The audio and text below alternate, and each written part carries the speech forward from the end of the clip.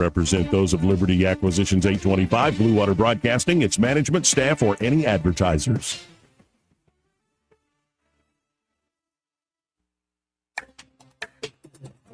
It's time for Montgomery's conversational radio show. It's news and views on News Talk 93.1 FM. To join the conversation, call 272-9228.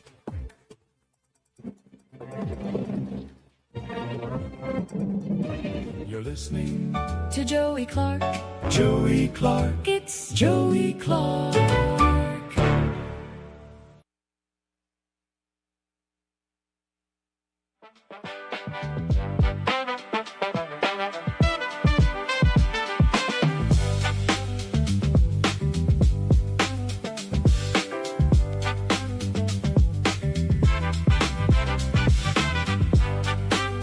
There are those that think I'm a very stable genius. Joey Clark. Welcome into the program. Thank God for another beautiful day. Hopefully it'll be a beautiful show, and Montgomery needs a new mayor. Troy Carrico kicking off things with me. Eddie Bader will be here before too long, but how you doing today, Troy? Outstanding. Happy Friday. Well, yeah, good to have you here, and there's so many different directions we could go in today. You ever seen the movie Thank You for Smoking? no, I have not. It's probably 15, 20 years old at this point, but it's the guy who, I can't remember the actor's name, but he ends up being Harvey Dent and Two-Face in The Dark Knight. That actor. Okay. And he plays a guy named Nick Naylor, who is a top-flight, home run hitting, banging your girlfriend and your wife at the same time, just top-flight lobbyist for Big Tobacco. So he's just like really good at what he does. And he sits down for lunch with the guy who runs cover for ATF and firearms and somebody else who runs cover for alcohol. And, they're lobbyists. And so they're always finding the angles of how to essentially sell their products, even when they know they've been caught with maybe smoking ain't that good for you or drinking ain't that good for you. Mm-hmm. And, in that movie, it shows those lobbyists as like rock stars, heroes, like really good at what they do. But occasionally what you find in real life is not some good looking guy who knows how to talk his way out of anything. You need to watch that movie, by the way. It starts off like it's a Maury talk show sort of setting.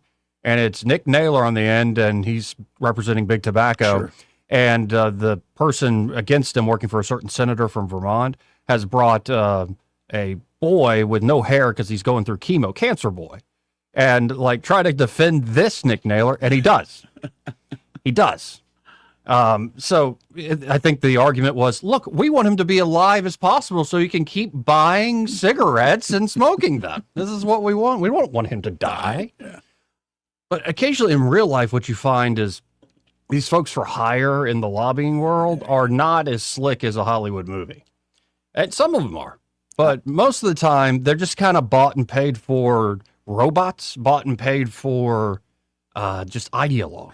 They don't know how to defend themselves when they actually go up against somebody. Well, what's funny is, as you mentioned this, and I say this halfway jokingly to you. Yes. But Dino's is where that's like the Bush League. That's where the Bush League lobbyists hang out at. Oh, Dino's, yeah. Yeah, no, I'm just saying you see them. You see the regular faces. Well, and then you see the fancy ones at Chuck's. Yeah, well, you do that too. Yeah. But this is Bush League down here compared to D.C. Oh, yeah. Yeah, you know what I'm saying? Oh, and the thing is, when I lived in D.C., I'd go to lunch when I was working in Chinatown at the Corps of Engineers, or if I was on K Street at the Mint, I would go and there was this really nice place I'd go to, and I'd see them over in the private rooms, and they're over there just whining and dining. And nice. They're buying loyalty, man. They're buying loyalty. You can buy loyalty. I mean, and they really can talk to anybody and sell anything. And especially when you're not like one of these backroom whining and dining types, which, if you go to 23 Court Cigar, you might run into some of those. No, you do. And what's funny is I just use that sparingly, the name, just to say they're here, they're around us. And the thing about it is, I can't help but shake it that some of them are just complete misfits. They don't fit into normal, but they're really. Let me ask you this, Joey: if you're really that good, like Nick Naylor, do you lack a conscience? Do you lack a soul? That's a big part of that movie. Yeah, and essentially, he says everybody's got to pay a mortgage. That's his basic answer. It's a cliche thing how he's got because he's so good. Yeah. And what happens? They cast Katie Holmes as some good-looking reporter, Okay. and he sleeps with her. And after sleeping with her, he tells her everything, Oh, as men tend to confesses- do he after confesses. a good time. And She so takes him to task, I has a guess. whole profile that just takes him down, and part of that is just called paying the mortgage. Of course. And I think there are a lot of people in this world. Yeah, it's a good movie. I think it's a fun, very funny movie. I'll check it out. I will check it And out. very cynical, very good take, interesting take on some of the political world. But I think in general, there is this element today of, well, I'm just doing my job. I'm just following my role, staying in my lane. Yeah. Like I got to pay my mortgage. I got kids. Like I'm over 40. I got to pay for all sorts of stuff. People are relying on me. Don't come to me with your moral melodrama and try to pull at my conscience. I got a job to do here. And I think there are a lot of people, especially in the political world, who feel that way. Well, you know, if someone says that to me in that field, I'd say, "What ye sow, ye reap thrice." Indeed. And I say all this because a lot of different ways we could go today. Supreme Court rulings this week are huge. Trump's approval ratings in Rasmussen are up to 46%. That's the highest point in 2 months. Yep. For Rasmussen, you could think it's lower or think it's higher, but if you're just looking at the same poll, he's back up. Yep.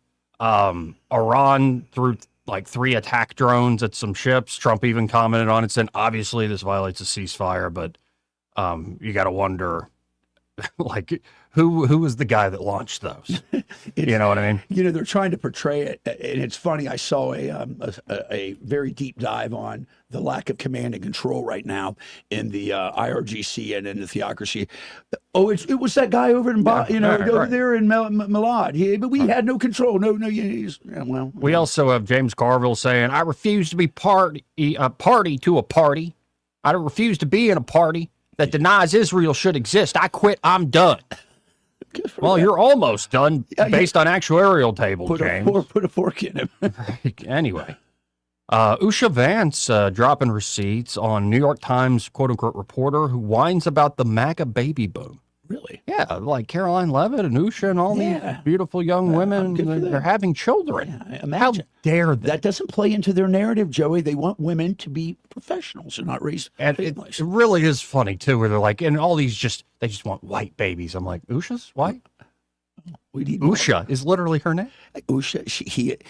And she better not be white. If it's a white woman with the name Usha, there's a lot of baggage there. But that's sort of like Kamala being black, right? I think she's Island, Pacific Islander. I forgot about that moment Do in you remember all that 24. crap?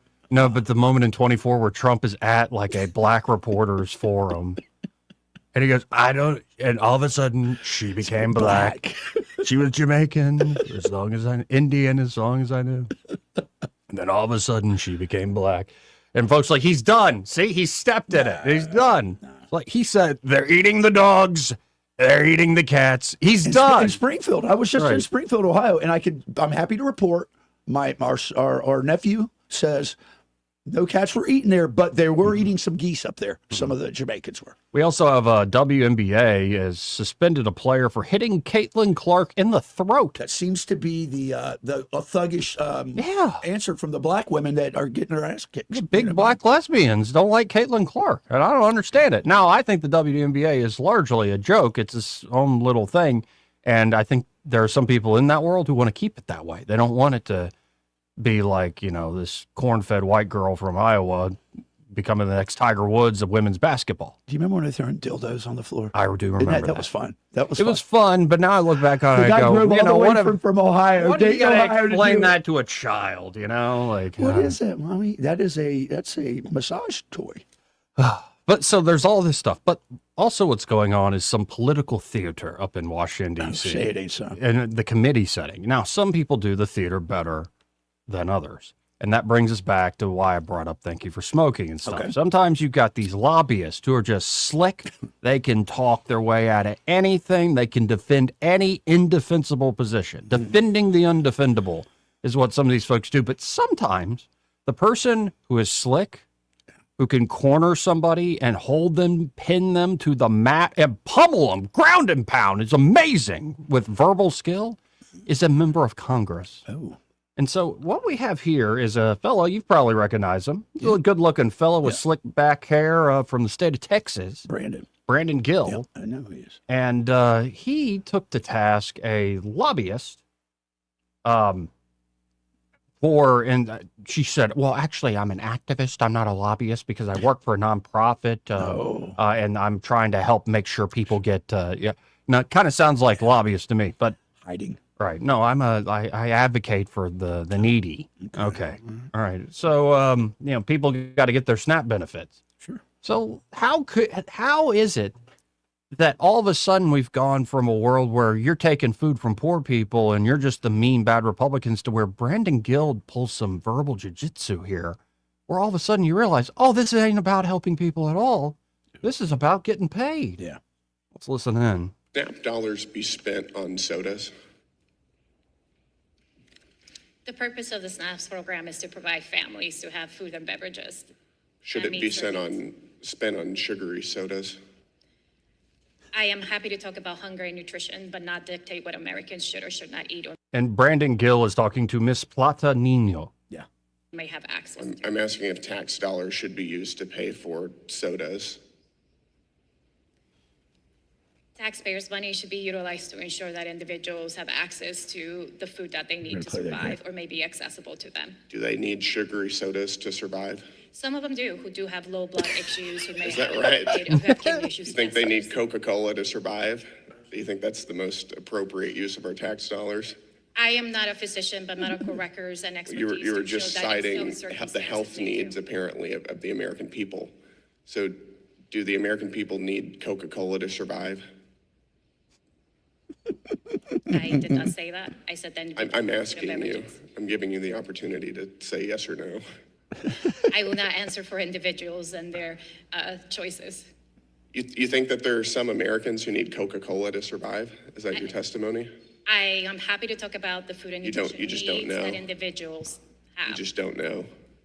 I think most people can rationally say that you don't need Coca-Cola to survive. Wouldn't you agree? I agree that we have a hunger crisis and that we need to address it, but ensuring that individuals have the food resource that they need. Got it. And one of those is sugary Coca-Cola. What does SNAP stand for? It's a supplemental nutrition assistance program. Mm-hmm. What's nutritional about Coca-Cola? I am not a nutritionist. I am a food security expert in ensuring that individuals have the food resources that they need. This is a common sense question. All of these have been common sense questions. I'm just asking you, is there nutritional value to sugary sodas? Calories. It's a yes or no question. I am not an expert. I would have to look at the dietary guidelines. You're not an and look at everything. expert. I don't think that there's nutritional value to sugary sodas. I think most people in this room would agree with that assessment. But you have no opinion? I'm here to talk about the food needs and the hunger crisis that individuals here in America are Are you facing. Now, before we keep going with this, it's kind of amazing because she would claim I'm not a lobbyist. And she even wouldn't even cop to the activist label I gave her earlier. Did you hear what she said? She's a food security expert. She's an expert. And then in the very next sentence, in the very next answer to a question, she said, I'm not an expert. And you notice Brandon Gill keeps his frame. Oh, he does. Like No, he he's is very- not, he's he not knows getting flustered. Yeah. He's the one controlling the flow of the conversation, and she seems very uncomfortable. But this isn't about, I mean, I think he makes a pretty common sense point that, like, if you're going to have government give money to people to make sure they don't go hungry, perhaps it should be limited to what can be purchased because there's a lot of stuff that It's what RFK. is really bad It's what for people. RFK's been saying. Yeah. It's what RFK's been saying. Let's spend our money on nutritious stuff, not on junk. Right. But the thing is this, Joey, go into any convenience store. There's a little sign. We take SNAP. All Oh, that yeah. junk that's in there. Oh, yeah. Now, he's not done, though, because, again, she's a food security expert. She's not a lobbyist. She's not an activist. She's an expert. But Brandon Gill, digs a little I deeper. thought he might call her out, though, and say you're just a mercenary. Let's see how Miss Plata Nino. Baby plane. That ideologically dug in that you want our tax dollars paying for sugary sodas, that you will not in a straightforward way admit that sugary sodas are not healthful for the American people? I think that focusing on soda when people are going hungry. We spend a is an lot of our issue. a lot of our tax dollars are spent on soda. That's why I'm asking about it. We have And no, you appear to be so ideologically dug in that you won't answer a simple question that that's not an appropriate use of our tax dollars and that does not, in fact, make the American people more healthy. I won't answer because there's no data sort of proving that. Do you need data to determine whether drinking soda is healthy? I think I'm facts sorry, are- it's a serious question. Is there some, do you believe that perhaps drinking sodas every day is healthy? The worst health outcome is hunger. When the individuals don't have the Do you resources. satiate hunger with Coca-Cola? I did not say that. But you said that the worst health outcome is hunger, and I'm asking you about sugary sodas. And I'm focusing on the nutrition needs and making sure that children have the resources. Is your that they need. organization funded by soft drink makers? I am not in charge of development, but no. It's not, okay. Is your organization funded by organizations that make money from food stamps?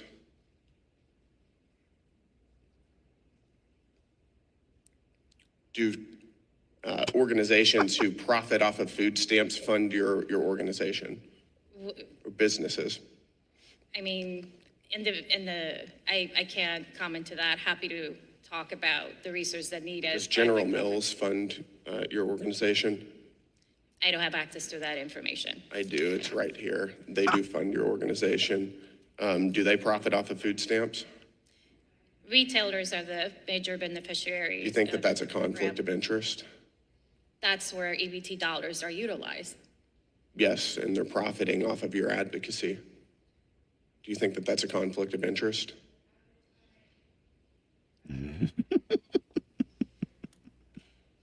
I think most people think that's a conflict of interest. I know you don't want to answer. Wow. Club it, baby. First seals, baby. Yeah, that was a murder.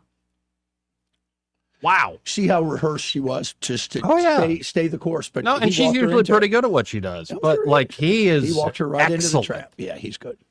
Now it means you got to be a little bit of a jerk, but he is excellent. I like the way he asked it. Do you think that is that a good use of our dollars? Right. He's like real Very low key. Yeah. Yeah, like I'm gonna say, hey, No, that guy's he's good. he's a rising I've star. seen him before. He's Definitely a rising star. He's making a name for himself. Yep.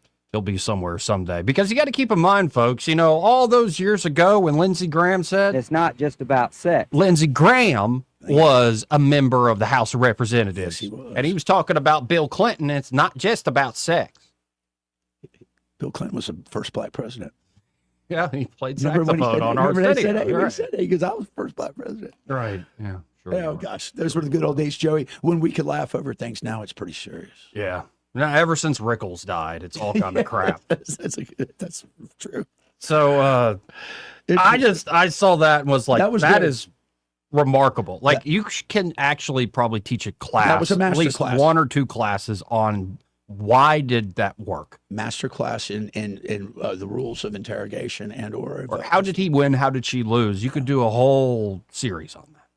Because, I mean, my main takeaway is how that guy holds his frame I like it. and doesn't get off, doesn't allow the person he's pinning down to go down different tangents or redirect and stuff. He just constantly brings it back to the So point. school of thought that the school of practice that he uses in his interrogation techniques, so there's several different ones I've been trained on. Yeah. This is we know all. I know everything. Very I've got confident. it right here. And I'm going to give you a chance to recant, but we know everything. We know what you're doing. Listen, I'm going to tell you something. When I had my stepdaughters, when one of them, I would bring them into the room. I go, look, I'm here to help you. I know that there's something happened tonight. I want to prep your mother on it before it happens.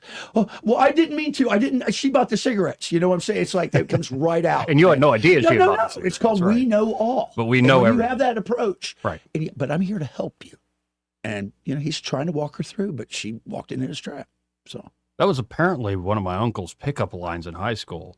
He walked up to somebody and he goes, know what you did? I don't appreciate it. Anyway, bye. Very good. And walk away. Which uncle was this? My dad's older brother. Is the one that's a liberal? No, he ain't liberal. He's more. You talk about your uncles. I don't know which one. What would you describe him as? I don't know. He introduced me to a lot of music. I'll put it that Very way. cool. A lot of cool. Steely Dan. Very cool. A lot of 70s stuff that maybe folks that were engaged. I don't know. He's not a hippie exactly. No. I don't know. He was a kicker for Jeff Davis when he was here. He was quite good at it. He's not a boomer. He's not a boomer. No, he's definitely a boomer. Okay, but he's not in that the boomers that you malay all the time. I would say he's cool. He's a cool boomer. He's Okay. cool. Very smart, too. Where's he live? I think on Lake Martin. Okay, he's living the dream, baby. Yeah.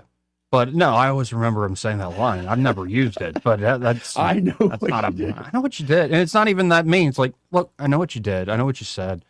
And I don't appreciate it, and then walk Well, off. let's be honest. All of us have a conscience, and we think about, man, I did that wrong. What's he talking? What does he? Right. What does he know?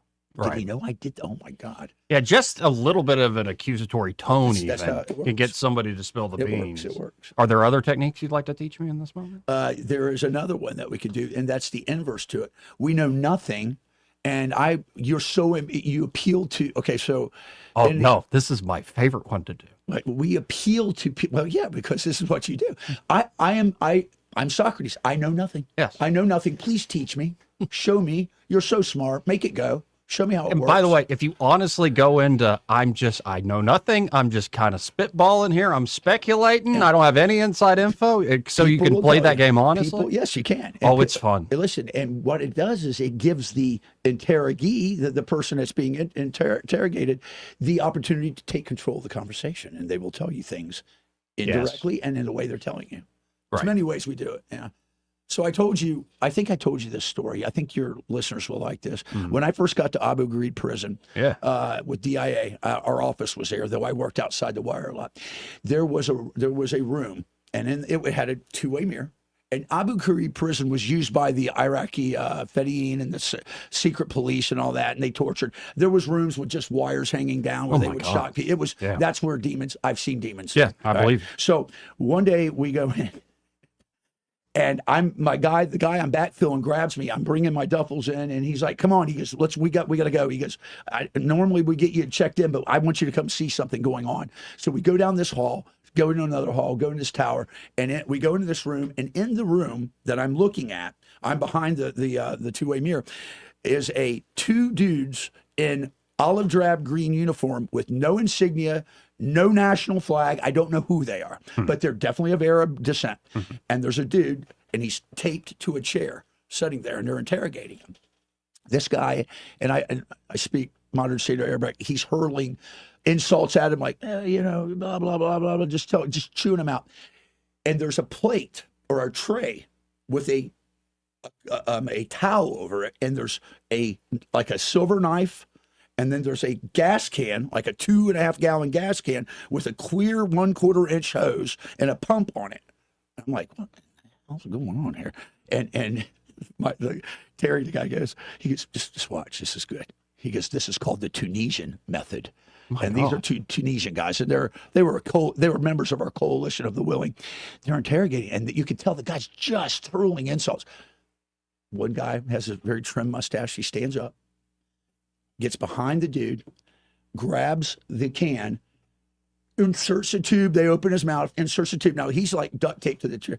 They tape his head up like this and leave just a little where he can breathe like this. And he's got the tube in his mouth. Yeah. But we don't know. I don't know what's in the gas can yet. Right. Well, they start pumping, and this black viscous material comes out. It was raw sewage. My raw God. sewage, Arabic raw sewage, which I told you what it did to my feet when I was in Basra. And they pumping it. And listen, I don't know if you've ever seen a bile, but it's a very I know what you're interesting talking thing. about, It's a viscous, almost a green. metallic purple and green. It's coming out of it, and they're pumping. Now, they open the tape up, and he's still like, he's just cursing. They take the towel off the thing. They cut a piece of pork. They dice it up, and they put it into the jug, and they shake it. And they're getting ready to pump him again. And he's like, no. I'll talk. You got to realize the insurgents were very uneducated. They believed to touch pork or even eat pork would send them to hell. All right, no, whether it was willing or not. And listen, in a minute, he started saying everything. And then a medic would come in, pump him full of antibiotics, clean him up, put him in a cell. He'd call Red Cross. I've been tortured. We don't see any marks on you. What are you talking about? Definitely was torture. And guess what? Because this is why the Tunisians were So doing listen, it too. listen, it was the best intel we ever got. I had a satellite phone. I called my boss back in at Fort Gordon. I said, hey, boss, I just let you know I got in. Not sure whether I should report this or not, but I think what I witnessed was definitely inhumane and torture. He goes, oh, you're talking about the Tunisian method? He goes, yeah. He goes, don't worry about it. He goes, that's them. We got the best intel out of them. No Look, wonder you always saw got good demons in that place, because that was just you describing that. That's pretty horrifying. That's that's called the Tunisian way. Yeah. It worked though. We got the best intel. Everything was good.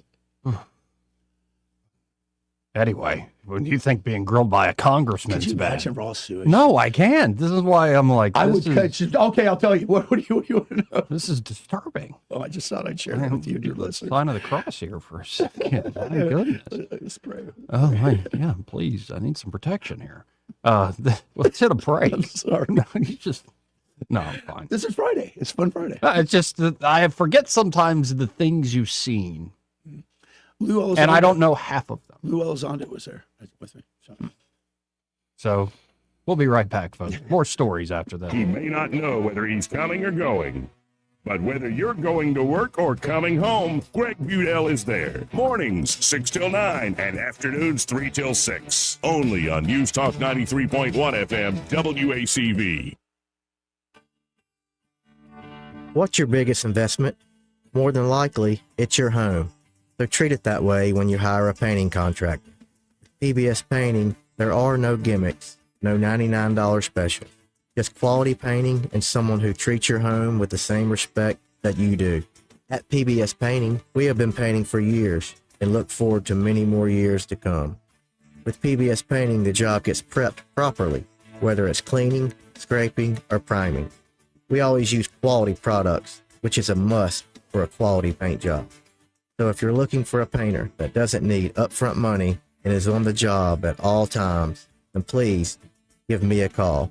Scott Bowers and PBS Painting, 294-5122. That's PBS Painting, 294-5122. Look at some of our work on Facebook at PBS Painting Montgomery.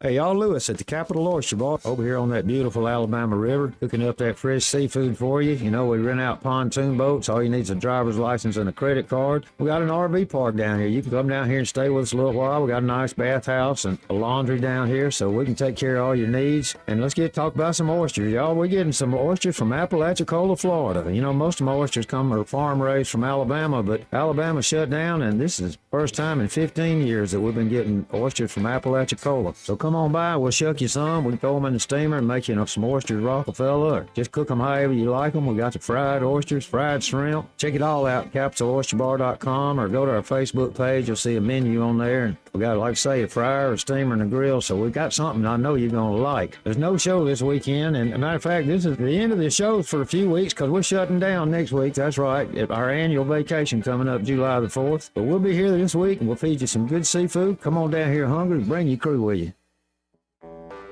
When you're hiring, have you ever felt like you're missing out on meeting truly great candidates for your roles? It seems impossible to find them, but they have to be out there somewhere, right? Well, they're not hard to find when you know where to go, and that place is ZipRecruiter. And right now, you can try ZipRecruiter for free at ZipRecruiter.com/radio. ZipRecruiter helps 10 million people with their job search every day. And because these people are actively looking for jobs just like yours, it's easy to find the right person right away. In fact, 4 out of 5 employers who post on ZipRecruiter get a quality candidate within the first day. But if you're not using ZipRecruiter, you're missing out. So see what it's like when the impossible is easy. When you go to ZipRecruiter.com/radio right now to try ZipRecruiter for free. Once again, that's ZipRecruiter.com/radio.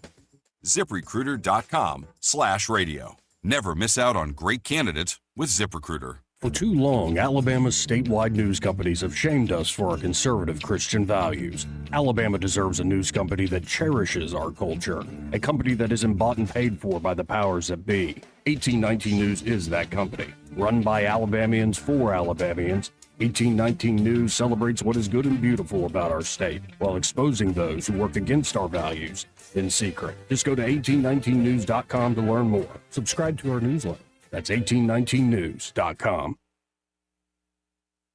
With the Wall Street Business Report, I'm Rich Thomason. Volatility remains the watchword on Wall Street, fueled at least in part by instability among chip makers and other companies heavily invested in artificial intelligence. In today's early going, Micron fell 5%, Intel was down 3.6%, Broadcom and Qualcomm both retreated close to 2%. Oil prices drifted even lower, hovering around levels leading up to the U.S. and Israel's war with Iran. U.S. benchmark crude lost $1.62 to $70.30 per barrel. The growing likelihood of interest rate hikes later in the year because of rising inflation has helped deflate the massive run-up in AI-related stocks in recent days, as traders worry that the higher rates could hamper economic growth. And it is a similar story overseas, in Asia, where technology stocks have also seen wild swings in recent days. For the Wall Street Business Report, I'm Rich Thomason. Rich Thomas Weather is brought to you by Mr. Electric of Montgomery. Mr. Electric, we've got the power to make things better. Visit MrElectric.com. Rich Thomas Weather. Hi, everybody. Air conditioners will be working overtime over the next few days. Can't wait to see the power bill. High temperature today in the lower 90s, lots of sunshine. Heat index near 100. Muggy tonight. Overnight low temperature down to about 73. Rain chances over the next few days. Very low, not zero, but 20% or less each day. Saturday's high 93, 94 Sunday, 95 Monday, Tuesday. Heat index near the 105 danger range. From the Blue Water Weather Center, this is Rich Thomas. Life's a beach with an ASE loan financing the fun you deserve. It's your summer, your way. ASE has the funds. Apply online or at any of our 9 locations. ASE Credit Union. Your life, your goals, your ASE. Federally insured by NCUA. On FM, on your smartphone, and online, the River Region's most trusted voice. News Talk 93.1 FM WACV.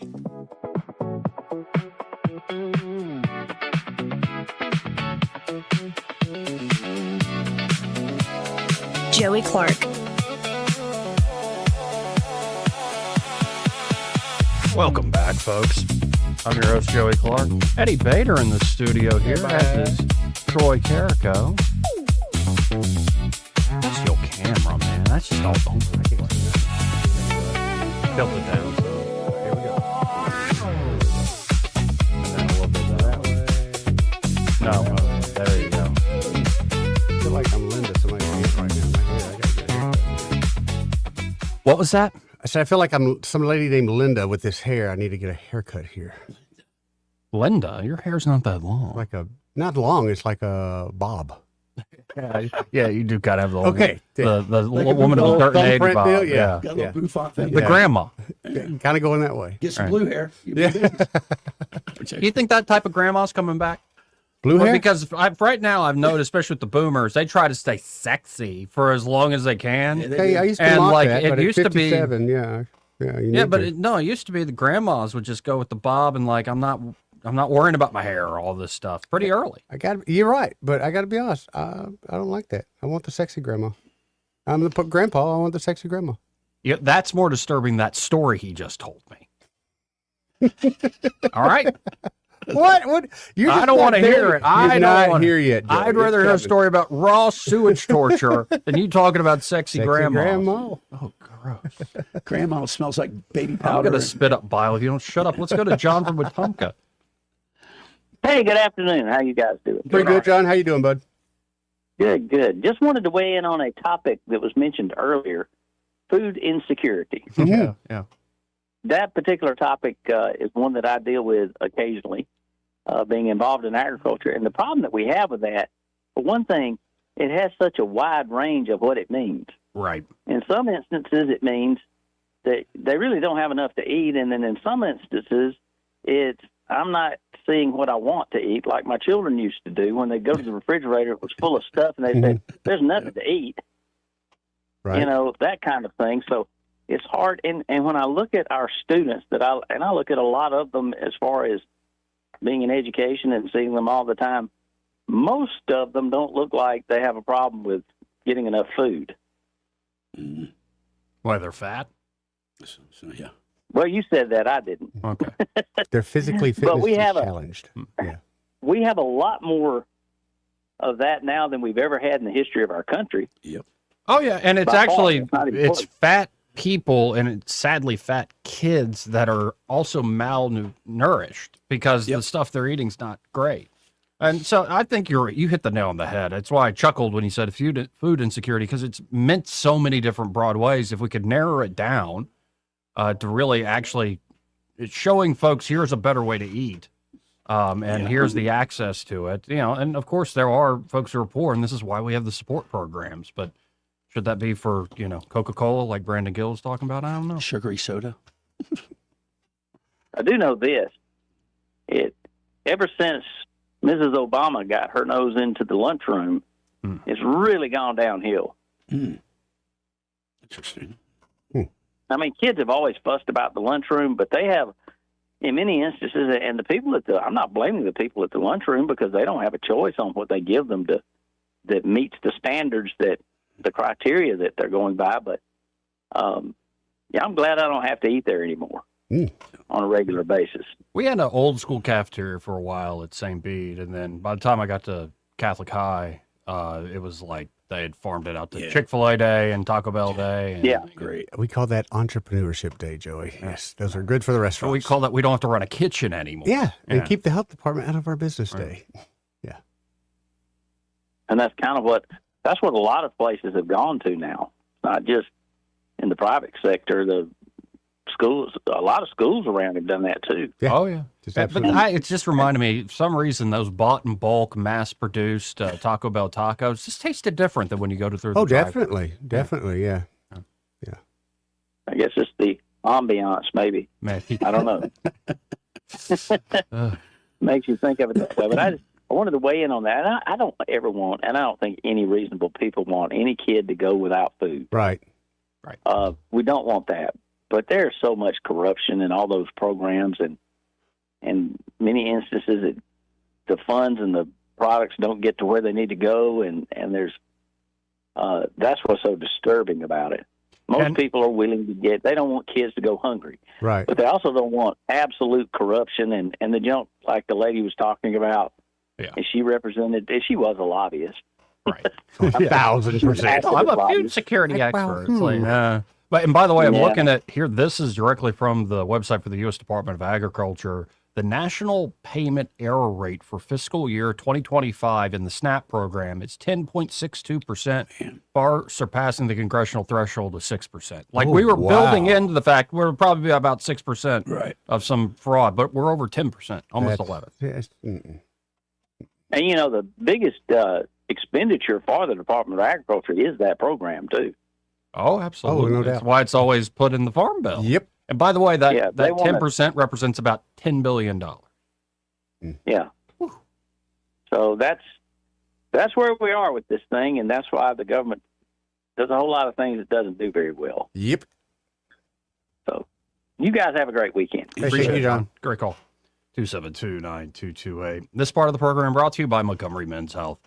And y'all know some men who don't seem like they're men anymore, right? Yeah. Like something changes. And it's not an obvious thing. They still look like, John still looks like John, talks like John, but there's something off about him. Yeah. John takes snaps at 2:30 every day. Right. Yeah, he used to never do that. It's like after I eat a sandwich, I just get sleepy. Yep.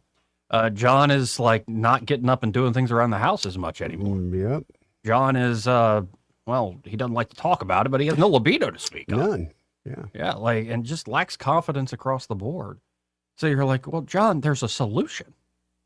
Montgomery Men's Health. Exactly. Powered by Men's Pro. They've been helping men out here in Montgomery and the surrounding areas for years now.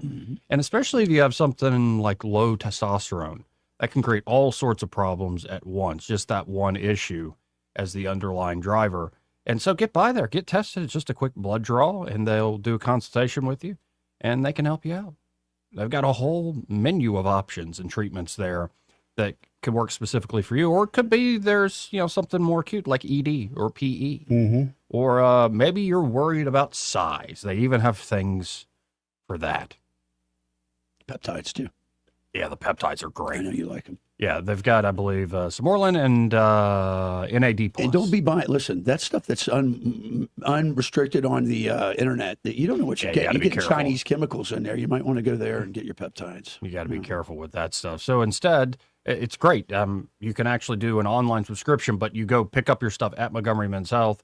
You can do a consultation with the people there in person. Yes, it is quality controlled and tested. Really great stuff. Especially if you just want that extra edge, the peptide game is the way to go. So if you're interested, gentlemen, and you should be if you're feeling like crap, you can feel better. Just make an appointment today at 440-3663. That's 440-3663. Or book online in under 30 seconds at MontgomeryMen'sHealth.com. That's Montgomery Men's Health for every man in every season of life. And be sure to tell them Joey that fell on the radio sent you. Do we care that the star of Supergirl keeps saying woke crap? No. No, I don't care. But does she still have her little negligee thing on with the cape? In that Supergirl? It's called a superhero outfit. Yeah, whatever. Negligee. Oh, yeah. French all of a sudden? No, Fredericks of Hollywood. He's thinking about there. That's with the No, little I puffy just- shoes and little. Whenever I see pom-poms on 'em. girls in that kind of thing, I always think they're thinking that they're a superhero. So, Okay. yeah. Not bad. Didn't mean to. Hollywood's been marginalized. No one cares what they have to say. No one cares what they You know, if I go hang out at the lake and I find some Supergirl negligee like in one of your rooms, I'm going to be very upset. You know, I got wigs and all that kind of stuff, so don't forget that. No, seriously, you put a wig on this guy? Say like a red one? I've seen him. Couldn't he pass as somebody's Aunt Deborah? There's no doubt. Aunt Linda? I'd have, There to, is I'd no have to doubt. sniff his chest and say, baby powder and hibiscus. Ooh, it's wet. Get some Vapors Vicks rub on there. So we have a little more political theater in the committee room. All right. This is a shorter clip, only 30 seconds. Mark. And this is Mark Wayne Mullen. Yep. What was he? Was he a SEAL? No, Or what? he was at special ops. I think he was Special ops, yeah. He was special ops. I think I want to say he was a SEAL or he was a UDT underwater diver, but he also did mixed martial arts. Oh, yeah. Don't want to mess with him. Well, and She got a gun.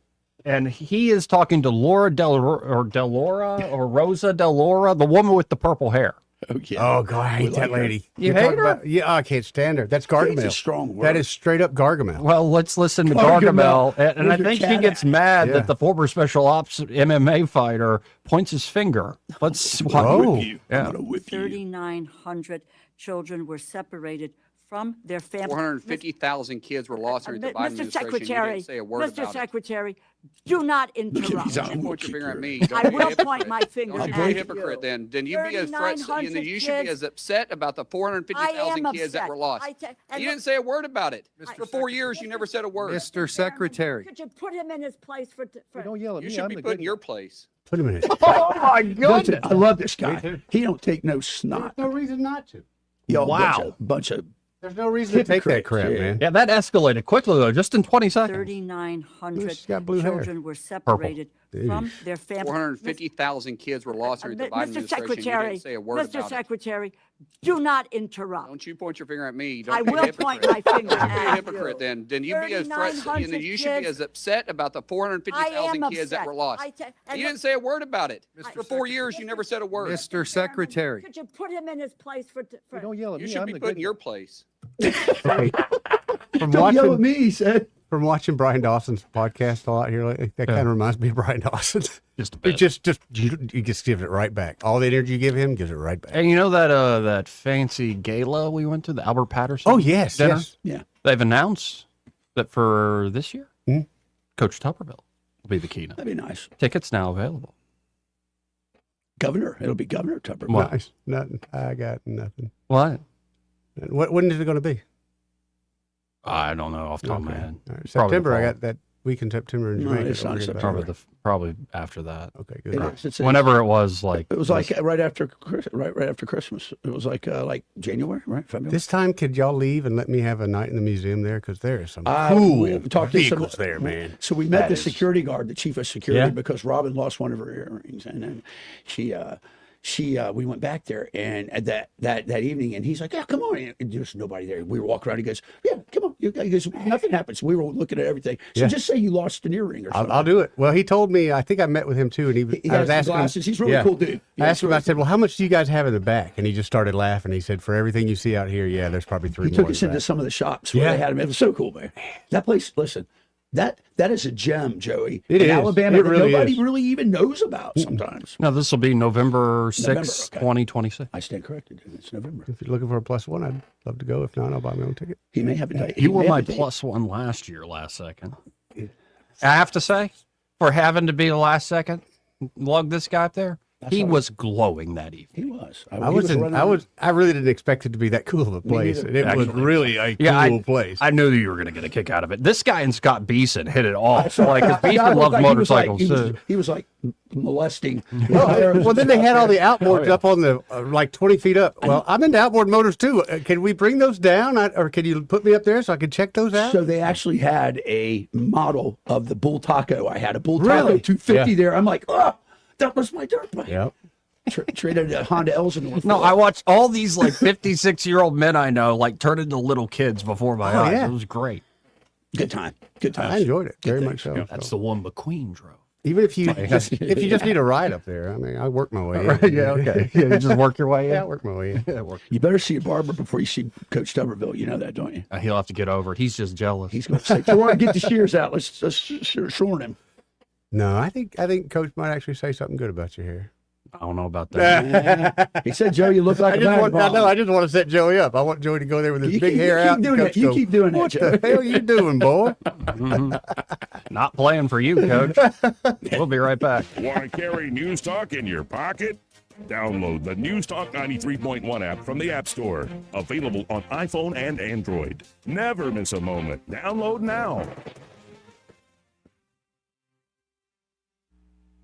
Tired of spending your weekends fighting weeds, patchy grass, and a mower that never starts? Mosley Lawn Pros is the solution. They handle residential and commercial lawn maintenance, landscaping, cleanups, and property care, so you don't have to. They show up on time, do the job right, and leave your lawn looking sharp every time. Stop stressing over your yard and start loving it. When it comes to your lawn, call the crew your neighbors and local businesses trust. One call, one crew, problem solved. Mosley Lawn Pros, built on hard work, driven by quality. Find them today on Facebook or Google.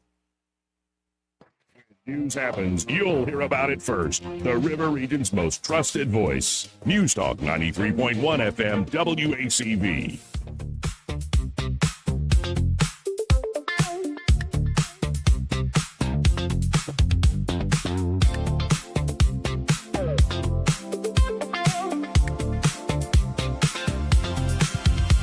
I'm a better looking person than Kamala. Joey Clark. Welcome back. We're going to try to get Austin Baranko on the line here. If not, I can easily just tell y'all about Invista Advisors. And because great sponsor, great team, they can really help you out there. They can really help you out across the board when it comes to financial planning. Of course, running the brokerage desk there is Austin Baranko.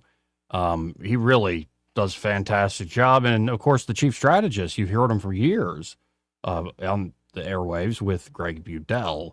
And, of course, they are ready to help you with not just the investment side of the house, which they're very good at, but also all across the board financial planning.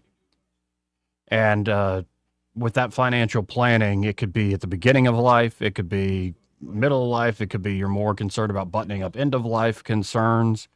If you want to manage that estate in any way, they can help you out there at Invista Advisors.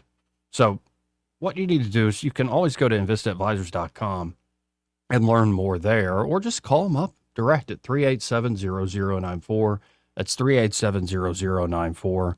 And be sure to tell them that Joey Clark, the fellow on the radio, sent you. And again, not too early, not too late for you to be able to create a plan for yourself financially. A lot of folks let their money run them. Why don't you have some pros on your side running your money for you? Anyway, we got just a few minutes here before the top of the hour break. We have Soldier Boy on the line. Yes, Soldier Boy. Hey, Soldier Boy, how you doing? How you doing? Hey, you want to create the state some more money and create more jobs. You know what you can do? What? You're too young to remember it. We need to bring back vehicle inspection, state vehicle inspection. Oh no! God, don't say that. Actually, looking around Montgomery, man. No, man. Yeah, there would be a lot of them that failed. Then we got more. I know where you're cars sitting in going. No, people's I get front where you're yard. going. Yeah, I get where you're going. But a lot of them on the road suck. Yeah. Okay, Troy, you know where? Troy, Freedom, you're baby. my age, okay? Yeah. Do you remember? Because I am more scared of a 3,000 pound weight vehicle going up to with physics up to 5,000 pounds at 55 miles an hour and hitting myself broadside, okay? Than a bullet, okay? Yeah, I got you. Because the bottom line is, I used to work at a car dealership, okay? And we used to do vehicle, appraisals, right? Yeah. I'd go out there and do a visual, just look at the brakes. No brake pads. We're down to brake wear indicators. The rotor's already gone, okay? And the next thing I know, I see in the back seats of the car, child seats. I'm like, you got to be kidding me. I mean, if you want to risk your own life, that's bad enough, but you don't want to go ahead and risk your children's life, a child's life, okay? So next thing I know, I look at it. You ever heard of steel-belted radios? Well, I know why they call them steel-belted radios now. I saw the freaking steel showing out on the wires. They were down on it. Okay, so if you don't want to care about your own life, care about somebody else's life. And this way you could create a job, you could create some income, and get this junk off the freak. I mean, they're like a deadly weapon, are they not? No, you're right. And I thought you were talking about environmental, like, emission stuff. I'm like, don't give us that crap. No, But I got what you she's have saying. no bumper. Right. Yeah. or you're at a 40 degree incline angle driving down, you can't see. So yeah. And you see what I'm talking about. You're not even thinking about environmental. I'm talking about just broken unsafe. windshield. Just unsafe. Yeah. And by the way, I saw something today on Taylor Road about to hit the interstate, and it was actually the opposite of what we're talking about. It had to be, I don't know the model or make, but it had to be some like 1950s, 60s car, like just this classic, beautifully styled car, and they had a wicker basket strapped to the back, like they were going on a picnic. And I'm like, who showed up from 70 years ago? That's wholesome and awesome. That was actually Happy an OEM birthday, option that America. would make those, yeah. Hey, Joey, be lucky he didn't hit you with that all-metal bumper and that all-metal. Really been a tank. That's true. Yeah. Because you know what it does to plastic, don't you? Oh, my absolutely. God! Amen, Yeah, brother. my Kia gets ripped up. Oh yeah. Oh, it's right because you look underneath that plastic shielding. That's all it is for decorations. And underneath it is nothing but a bunch of foam. Oh, carbon underneath fiber. there. Carbon fiber. Right. Yeah, but I'm not against actually upping standards a little bit. But I've seen my grandfather, has a lot of stories from living in Jersey, and they're notorious for how their inspections. Yeah, it's are almost over the even top. when we live in Alaska, same thing. Well, see, in Florida, we have vehicle inspections, okay? And the main reason is it's considered a deadly weapon. And it is not a God-given right to drive on the road. It is a privilege. It's a privilege. Because I can take that driver's license away from you in a heartbeat, and you're driving, that's simple as that. People don't understand that. They think, but what's done it is the progressive liberals, again, screamed and hollered, and it's like, the poor people can't afford to keep tires on their car, and we can't afford to get this done, and we can't afford to get the windshield fixed. But yet, you'll go out there and endanger my life or somebody else's life. That's okay. Concur. Well, I got to run, man. Appreciate the call. I got to stop our break. See, so do we? No, I have noticed. I'm like, gum. Something the state of vehicles around Montgomery in particular. Dude, until I stop seeing motorcycles like and four wheelers riding on the road. Oh, yeah, listen, that's I don't- unsaid. If they've got a windshield, then I'm a little bit prouder of them than some of the others. Well, then occasionally you see again the opposite of like those true. What are they low to the ground? The Prowler sort of thing. Yeah. Or, man, those The Renegades. pretty awesome. Like, It's got back 3 up. wheels, Joey. Yeah, you gotta be careful with that. Tricycle. Sure, because people might think You might. It's like a Miata if you drive be in a a little Miata. soft. If you're driving a Exactly. Miata. A little red Miata, Joey. Yeah, that's a signal. That's a signal for sure. I'm tired of it. Grok corrected me yesterday. This is just low hanging fruit. You with your There's certain constant people like, around, you're right. gay, little fruity. I didn't say that. Who said that? You were the one who got in trouble with Grok. What did Grok say to you? Said it was low hanging fruit. Me calling him. I told him basically go back to the gym. Yeah. I mean, come on. Weight room. Yep. It's like I was chastised by a robot. Anyway, we'll be right back. Broadcasting from the Riverside Chevrolet Master Control Center, this is WACV Cusana, News Talk 93.1 FM. When it's Chevy, it's Riverside. With SRN News, I'm Bob Agnew in Washington. Still trying to tally up all the damage and the extent of the tragedy in Venezuela, where two powerful earthquakes hit earlier this week. Venezuelan leader Delcy Rodriguez says a death toll has surpassed 580, close to 3,000 injured, and an unknown number of people missing as the search continues. Venezuelans are taking the search and recovery effort into their own hands, many complaining of a lackluster government response. The chief of the UN nuclear watchdog says his agency will be carrying out inspections in Iran soon. That follows that interim peace accord reached between the U.S. and Iran.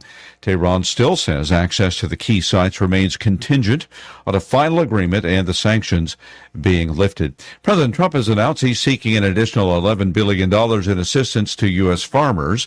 He says some of that money will come from frozen Iranian assets that will be released and used to buy U.S. farm products for Iran. This is SRN News.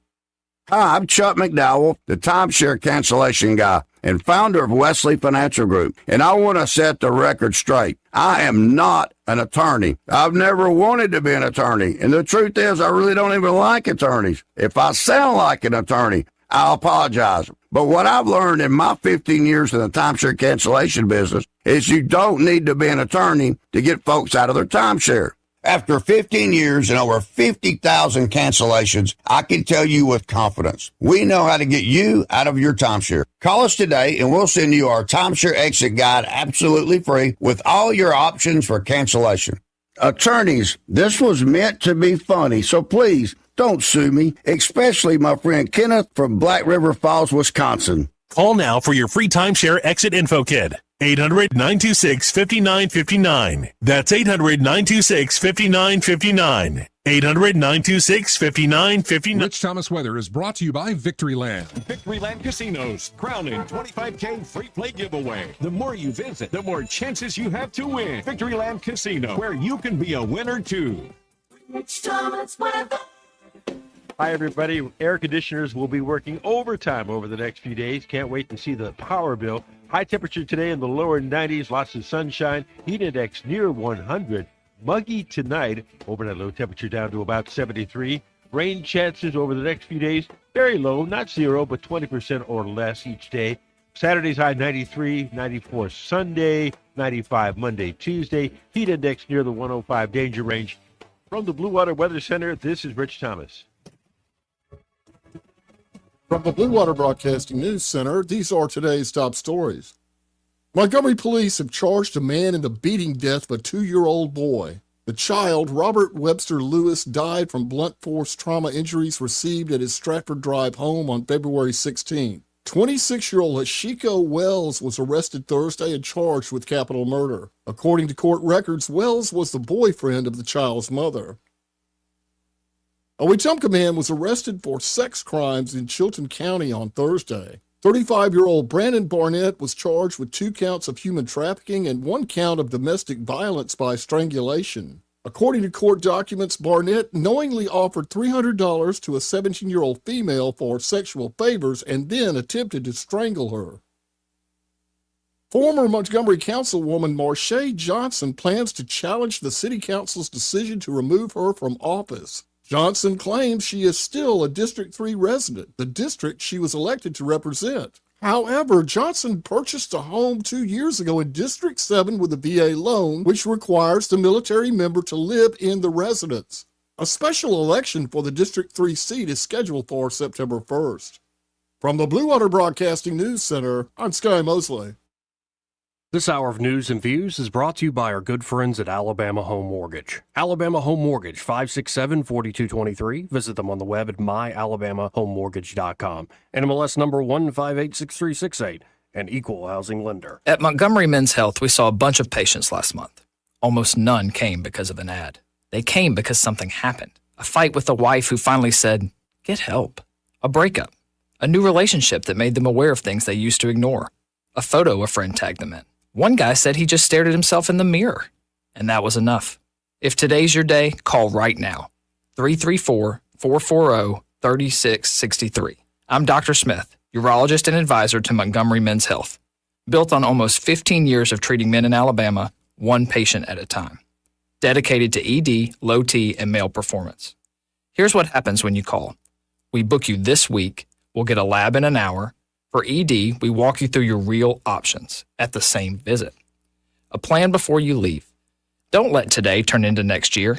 Call now. 334-440-3663. That's 334-440-3663. MontgomeryMen'sHealth.com. Get ready, Central Alabama. The biggest watermelon festival yet is happening Saturday, June 27th at Sweet Creek Farm Market. They're celebrating America's 250th birthday and all things watermelon with free admission, over 100 arts and crafts vendors, a watermelon eating contest, entertainment for the kids, food trucks, and family fun around every corner. It's Sweet Creek Farm Market's biggest arts and crafts festival ever, and admission is free. Saturday, June 27th, 10 to 4 on Highway 231 and Pike Road. Come hungry, bring the family, and celebrate summer at Sweet Creek Farm Market's Watermelon Festival. The views and opinions of the following program are solely those of the host and other contributors. These do not necessarily represent those of Liberty Acquisitions 825, Blue Water Broadcasting, its management, staff, or any advertisers.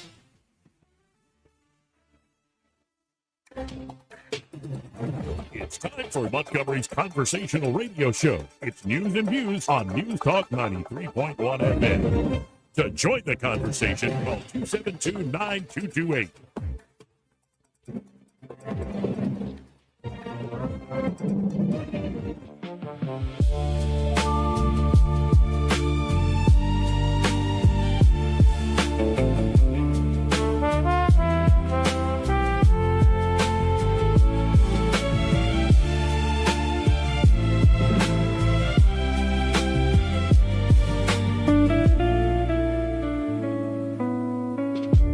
Joey Clark. Welcome back. I'm your host, Joey Clark. Eddie Vedder and Troy Carrico in the studio. Spy Who Shagged Me. I really like this soundtrack. Do you think it's the Spy Who Shagged Me? And Austin Powers? Yeah. By the way, I saw that the reason they went to like the dark Daniel Craig Bond is because they said Austin Powers ruined classic Bond. Yeah. It was such a perfect send-up that it kind of ruined. And I hope whatever the latest Bond is going to be, it Wasn't goes the latest back Bond to a chick? No, there was some talk of that. But Oh, it never happened. Thank God. No. Okay. No, so I hope they go back to that because I kind of liked the Bond when I was a kid was Bronson, like I like GoldenEye, Bronson, yeah. and like you still had the gadgets and Yeah. like all this. Yeah, it was great. And it was campy, but it's like no, I liked fun. it though. Roger And, Moore was ours, and I really liked him. He's good. Yeah, so I Sean hope, Connery. I don't Sean know. Connery. Oh, Sean Connery was the best. The realism of like, yeah. Do you know what type of weapon he carried? Connery? All of the Bonds carry the same weapon. It's very interesting. You wouldn't think it, but I could draw it in my head, but so no, I Walther couldn't tell you who- PPK Walther. 380 ACP. Which is, 380. yeah, if you'll notice, they always carry the same pistol. So, yeah. Let's go to Sparky. Hey, Sparky. Hey, How you guys doing? Pretty good. How you doing, bud? I'm good. Hey, talking about windshields. Yeah, I got a car. I got a van, my work van. I counted the dings and the cracks. I got 8 of them in there. Yep. But I'm like the Godfather. I'm a superstitious man. If I get that thing fixed, sure as God made green apples, that van's going down. No, what's happened to me, Sparky, is I've gotten the windshield fixed after one little ding, only to maybe a day or so later catch another one. Mm-hmm. I might forget it. Oh, no. Just until it lays in my Yeah, I lap, got a I'm little gonna keep ding as riding. long as it's not cracking Yeah. across. Oh, even then, you I live don't down care at that here, point. you're going to get it. Oh, you're going to get it, man. Yeah, no doubt. Yes. Well, I appreciate it, Sparky. That was a quick, great call. Thank you, sir. Thanks, Spark. Thank you. Okay, have a good day. I haven't heard as sure as God made green apples, green little apples. That's a line. Yeah, it is. It's a good song too. It is. Where's that from? I know the Temptations version, but Mhm. there's also I'm thinking who wrote the original. It's a great song though. Yeah. I was thinking Green Tomatoes. Go to line 2. You're on there. Who's this? Crawdad? Hey, Crawdad. How you doing? I want to. Oh, wait a second. I'm getting ready to echo. Did that get better? There you go. I did. All right, thank you, because I can't really hear on this one, but if I put a little echo, you know. Roger Miller, by the way. Thank you. King of the road. Get your AI thing there, Grok or whatever it's called. Cross-reference Chitty Chitty Bang Bang with James Bond, and you will be surprised because Ian Fleming, when he first thing that he made was the story for his kids, Chitty Chitty Bang Bang. Yeah. And the first funny name for the ladies was the love, the daughter of the candy guy had a factory, and Willy Wonka? No. Sir? No, Chitty Chitty. Oh. Yeah, Chitty Chitty Bang Bang.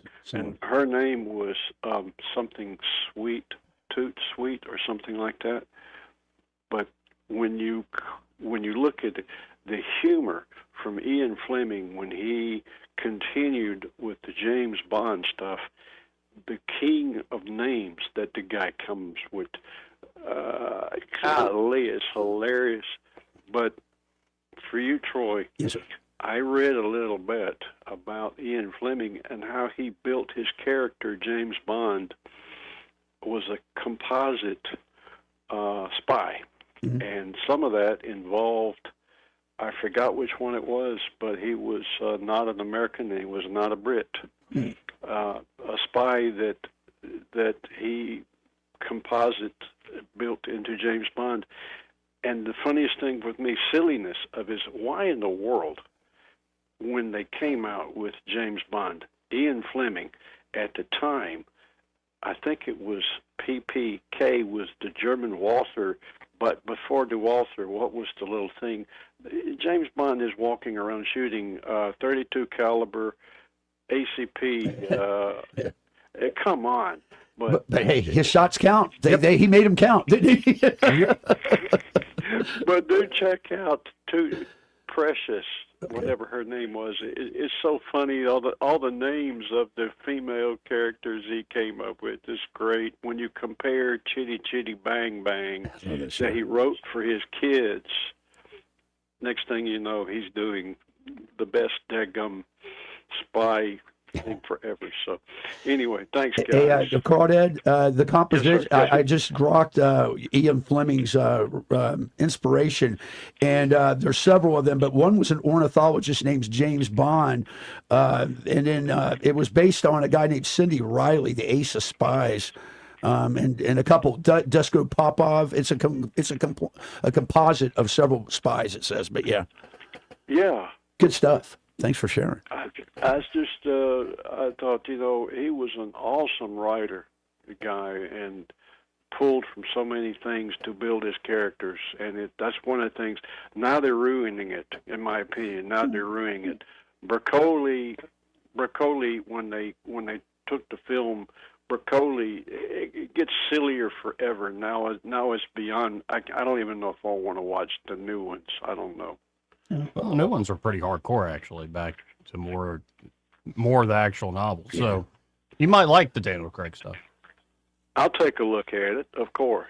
Crawdad's a classic. He's a classicist, and I don't blame him one bit. Well, exactly. I appreciate it, All Crawdad. right, buddy. See you, Crawdaddy. Thank you.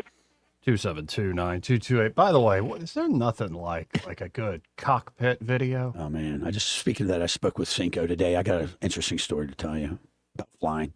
About flying? Yeah, now let's see this first. Well, why are you looking all around the room? I thought you were going somewhere else. Cockpit. No, but this is from that flyover last night or something like that. Let's turn right now. Maintain close. I'll call roll well. Tower's no factor under the nose. Especially with the music. A little bit harder of a turn to center the capital. Descend it back down for 1100 capital center. F-16s. We're on the money.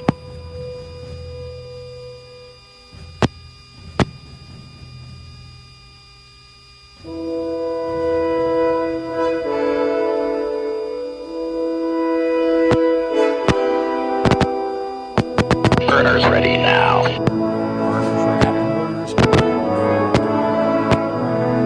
Stand by, break. Ready. Ready. Break. There you go. Nice job, Falcon 5-0.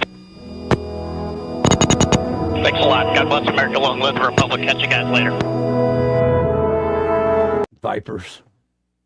So I spoke with Cinco, and let me tell you something. The guy's got 3,000 hours in that bird, and he said, like a samurai sword, I could feel I knew the tactility of that vehicle. I knew what its limits were. I knew what I could do, what I could. They say you can't do this, but you can do this kind of thing. An extension of himself. Yes, and that's like a sword. And we were talking, and I think maybe you want to probably have him on sometime next week. There's some reports that came out. The YF-23 was the competitor to the F-22 Raptor. In many accounts, it was a far superior vehicle, but it didn't make the cut because of big lobbying with Lockheed and with Boeing. And the thing is, we find ourselves very short.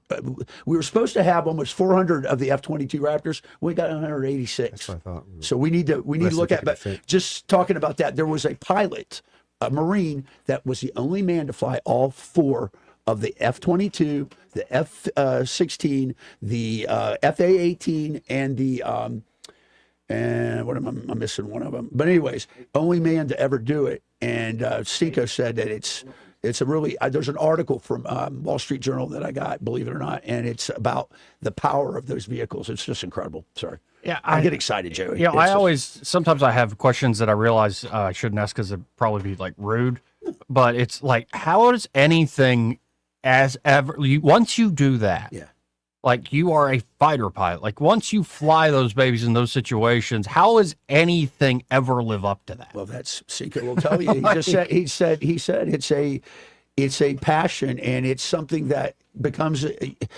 you're greater than reality, in my opinion. It really is. So go to Charles the First. How you doing? Hey, Joy, Eddie, Troy. Good to hear from you guys. How you doing, bud? I'm doing good. I want to tell y'all something I think you'll be interested in. It has to do with the CIA funding somebody, so you're going to like that, Troy. And it has to do with the earthquake in Venezuela and what could happen on Sunday. Okay. So if you didn't know this, Troy, you're going to love researching what I'm about to tell you. There was a man named Ivan Browning, and he had a buddy named Woody Bledsoe back in the 50s. And they created all kinds of things. They're the ones that's responsible for the Browning was one of the greatest arms maker in our country. I know he is. Well, let me tell you more about him. Okay, you may know it, but here we go. He's the one it created facial recognition for everybody. Got me? Okay. And the digital TVs that we saw in digital form, that's him. And Woody did a bunch of stuff too, and the CIA funded him. I want to say in Sedona, California, or something. It was in California. Now, here's the main thing that he's known for, though, in modern times. He stated that there are certain points that we're able to look at because we know the history of astronomy, and that when the moon is coming into an orbit that is closest to the Earth, and a certain seasonal change has the Earth turned away a certain way and the moon turned a certain way, when it first engages and rides along beside it, that engagement in that period is the greatest period that you could possibly have an earthquake. And then when it goes to pull away from it, you get what I'm saying? It's a pendulum-like thing that's happening. And that pull away is the next time. So what that means is a certain amount of days you can have an earthquake. It kind of might get easy or not. Then when the pull away happens, you have another one. And guess what? We're in the middle of that. It started on June the 14th, and it ends Sunday. That means the pull away is Sunday, and that this earthquake happened at a time period that he was talking about. That's crazy. Now, yes, and here's a neat thing. That the way he died, he used what he was talking about and knew when it would be the closest, and he predicted a earthquake in the 90s, I want to say, near Branson, Missouri. CNN and everybody went there. It made a big deal out of Dr. Browning saying that it would be there, and he's there, and they're interviewing and everything, and it doesn't happen. But guess what? Nobody knew about the earthquake fault lines in Russia. And on the same side of the planet, because we couldn't know it, there was an earthquake. You get me? At the time that he stated. But about 6 or 7 months from that, he got made fun of, y'all, terribly. And he died like a heart attack or a stroke or something. At his bench, at a workbench, yeah. at a workbench, working on a weapon. He died. Wow. Yes. And it's really interesting. They should make a movie about it, guys. But that does mean that Sunday or Monday, the potential for an earthquake somewhere else on Earth of the same, stature. Sure. Oh, the one in Venezuela happened. was insane. Pretty bad. Yeah. Yeah, pretty bad, especially where a fault line is. And I wanted to tell y'all, the Tuberville hearing is with Judge Reed in the circuit courthouse on Monday. And I don't know if y'all know it or not, but Wesley Allen and Tuberville's people are saying that it shouldn't even be anything that we can have a court case about until after the election. But the wording doesn't say that, guys, really. Yeah. But anyway, I was gonna keep you updated on that. Well, but this is a And I hope you lawsuit, enjoy- Yes, this is what's happening. right? And so I guess Allen and Tuberville's argument is you don't have any standing. Yes, but really, if you look at it, it's Section 5, Article 5, Section 117, and in that paragraph it tells you, and then 6.6590 to 6.6640, it tells you that any citizen, once the party has named whoever it is, at that point can show us, that on November 3rd by midnight, you actually lived here. But they're trying to say that beforehand, I suppose, doesn't mean beforehand. But if you change the meaning of beforehand, you change it for paying your taxes, your property taxes, and going to colleges and stuff. Any lawyer can But say... does beforehand mean that you lived in the state beforehand, or does it mean beforehand apply to when the suit can be brought? Challenge you. Right, it's meaning when the suit can be brought, and you can see that by looking at the other codes that I told you. Okay. It's meaning beforehand. That's what it means.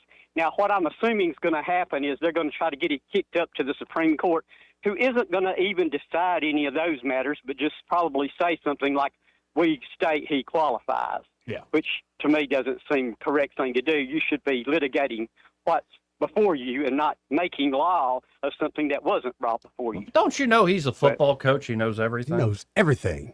It's my favorite Yeah, line I from hear this you. cycle. Do I look dumb to you? I was a football coach. I know everything. Well, I the only line I ever hear him saying, y'all, and I like him all right, but I just don't like the idea of not following the law, is would I be doing this if I didn't? Okay, now, when he bald-face asked, did you live here? I've never heard him say, yes, I lived in 2018 at this house in Auburn. That's my residence. Never, ever heard him say it. All I hear him say, would I be doing this? Which is what lawyers tell you to do to get around something. So, I'm not going to vote any. We'll see if I'll that dog write barks. somebody in or something. I don't think but, it will. Yeah. But anyway, thanks for letting me on. Hey, and telling thank you, me. Charles. I hope y'all enjoyed that story. Yes, sir. Have a great weekend, Charles. No, I don't even think that dog's gonna bark, let alone hunt. I couldn't imagine. And by bark, I mean it could be the thing that they constantly squawk about. Yeah. But then Hey, let's go to Sandy. Hey, Sandy, how you doing? Hi, buddy. I'm calling on a day where my three favorite radio personalities, except for Greg, are there. He'll be here in a little while, but thank you, Sandy. Okay, this kind of makes me going back to the lady that was trying to say that Coca-Cola or whatever sodas are okay for health-wise. And I wanted to thank you, Joey, for opening your show with Montgomery Needs a New Mayor every day. Of course. I've told many people about that. It's so true. I wanted to talk about the Ann Street Walmart. Oof. Yeah. Years and years ago, I was in the checkout line, and there was a nice-looking white couple with an older toddler in the buggy. And he and I, the husband and I, got in a little chit-chat, and were trying to purchase at the time a DVD. It was like a child's movie they had picked up, and the cashier rejected it. And he said, "We thought we would just try it because we wanted to see the child to see it." They were checking out with a snap card. They thought they would just try to see if they could get that money. Yeah. Okay. Recently, I was in the store and made I returned an item, and I had to buy an item that was about maybe $1 or so less in value. So I bought a paintbrush, took it to the service center, and this young lady gave me what they call a gift card for my return item, and then checked out the paintbrush, and I knew there was change, a little bit of change involved, and she held that card in her hand, and I said, "Is it an even amount of money?" She looked right at me and said, "Yes." And it was $1.14 that she owed me. I didn't care about the money. It was the ethics. Yep. It weren't there. Yep. Just lied to your face. Yeah. Oh, yeah, and stole from me. If she does that about 100 times a day, she got a pretty good salary going there. Yeah. Anyway. Bonus. So I went back with the receipts to discuss that with a store manager. While I was in customer service line, I heard somebody scream, "There's a fight!" And looked over, in one of the checkout lines, there was a young black girl, long braids, whole nails, gorgeous, and a young black man, and she was beating the fire at him across 3 aisles, screaming. I heard the word F 30 times in that brief thing. The security guard grabbed her, said stop, and then grabbed her and, kind of carted her away.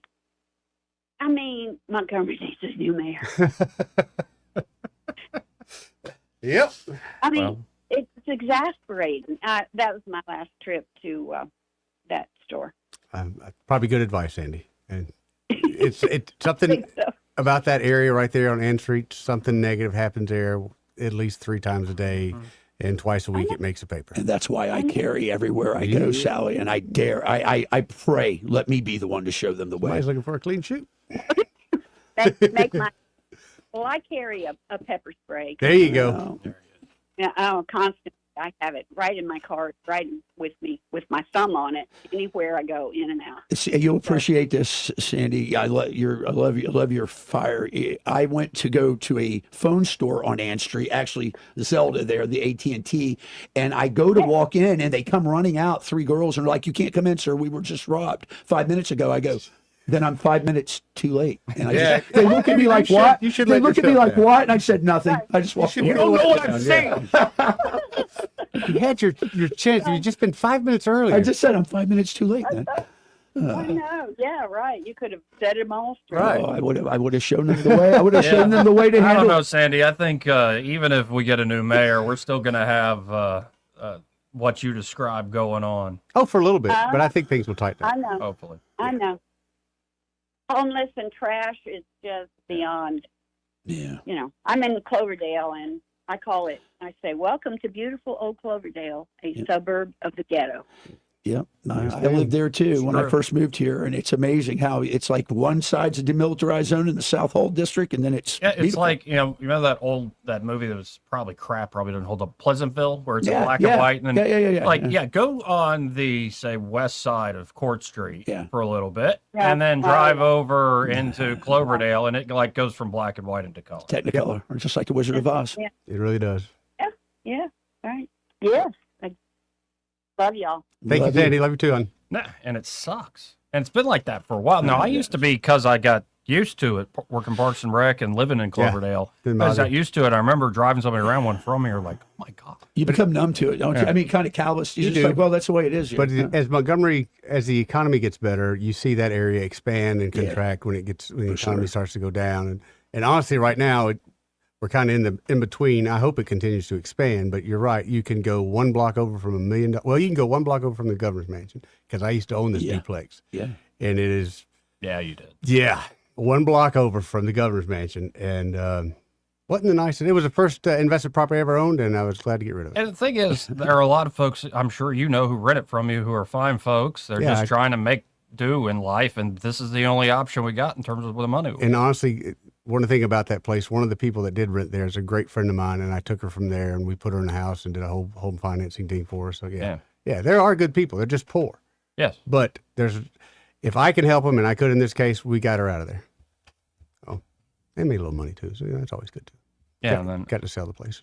And whenever I feel like, man, I'm living nice in County Downs, which I am. You are. Yeah. Like I got a new roof. Yeah, but then I just go drive over to like some event at Wind Lakes Country Club, and I'm like, oh I get it. Or go down a few of the roads, like what is it, Allendale or whatever? Yeah, you just go down a few of these streets, you're like, oh, I see. Oh, I see. Yeah, I didn't realize I don't have an estate.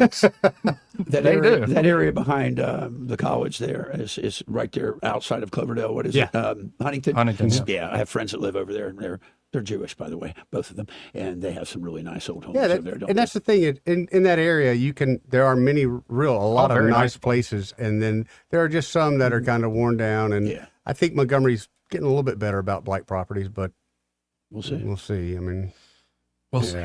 We need a new mayor. Let's go to line one. You're on there. Who's this? Hey, this is Hampton Harris. Hey, Hampton. Hey, yeah. How He you called doing? yesterday. Yeah. He told me he was going to call in. I forgot to tell you, Joey. Yeah. Awesome. How are y'all doing today? Doing pretty good. Really well. And how are you? Doing fantastic. Give us a full report, man. What's going on? It's coming up in next month. It is. We got that election coming up. We got about 40-something days here, heading into it fast. So we're heading full steam ahead. We're getting on the ground every day, talking to people, meeting people all across the district. And for those of y'all who have not been following, it's this new district that got redrawn with the maps, U.S. District 2, and we're having the special election on August 11th. And so this is going to be the only election that is on that ballot. Wow. And so it's going to be, people need to make sure to get it on their calendars and make sure they're making a plan on getting out to vote. Not naming anybody else. How many folks are in that race with you? So including me, there's 6 people in this race. So a lot of people have known I've been running for this against the Democrat incumbent since January as the Republican nominee. And then we got it redrawn, and they reopened qualifying, and some additional people decided to get in the race. But we've been moving forward, make sure we take this district back here in November. Amen. Well, you're always welcome to the studio, man. I think you have my number. You got Troy's. Like, just hit me up, and love to have you in here for 30 minutes, an hour, or something like that. We would love to do that. I would love to come and do that for sure. In Hampton, I spoke with the River Region Veterans Council. We're going to get something going and get some veterans to support you. You know what? You were the one person that had the courage to stand up to the machine of the behemoth of Shamari Figures, and so that's not gone unnoticed for a lot of people. That's right, and we're trying to make sure that our veteran community is looked after, and our active duty military. It's something that is overlooked a lot of times, and we need a lot of help here in Alabama, from making sure we have the right mental health to getting people to support a lot of our rights, and veterans' rights are being taken away and given to the government, as seen in one of the recent bills that was Senate Bill 67, where the veterans lost their voice in being able to get somebody up there. Now it's an appointed position. Cool. Well, I appreciate it. I'm up against a break, but yeah, just reach out. I think you have my number, and we'll set up a time to do a long interview here. That sounds like a plan to me. All right. Thank you, sir. Good guy. Thank you. Hampton Harris. Yeah, and I enjoyed my first interview. Good young. You know what? A lot of people said, well, he's not part of the system. Listen, he's doing more than most people is doing. He's trying, and that's why I like him. Yeah. But we got to hit this break. First, this entire hour brought to you by Alabama Home Mortgage. Yeah. Y'all know something about them, right? Oh, yes.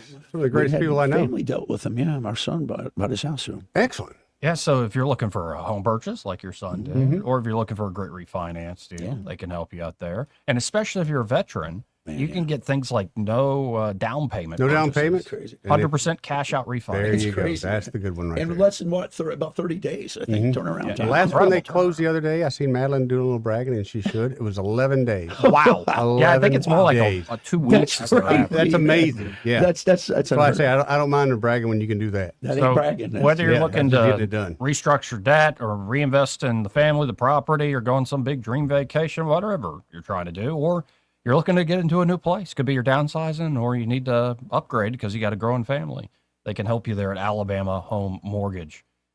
Just get in touch with them today. You can always go to myalabamahomemortgage.com and sign up there. They'll get in touch with you real quick after that.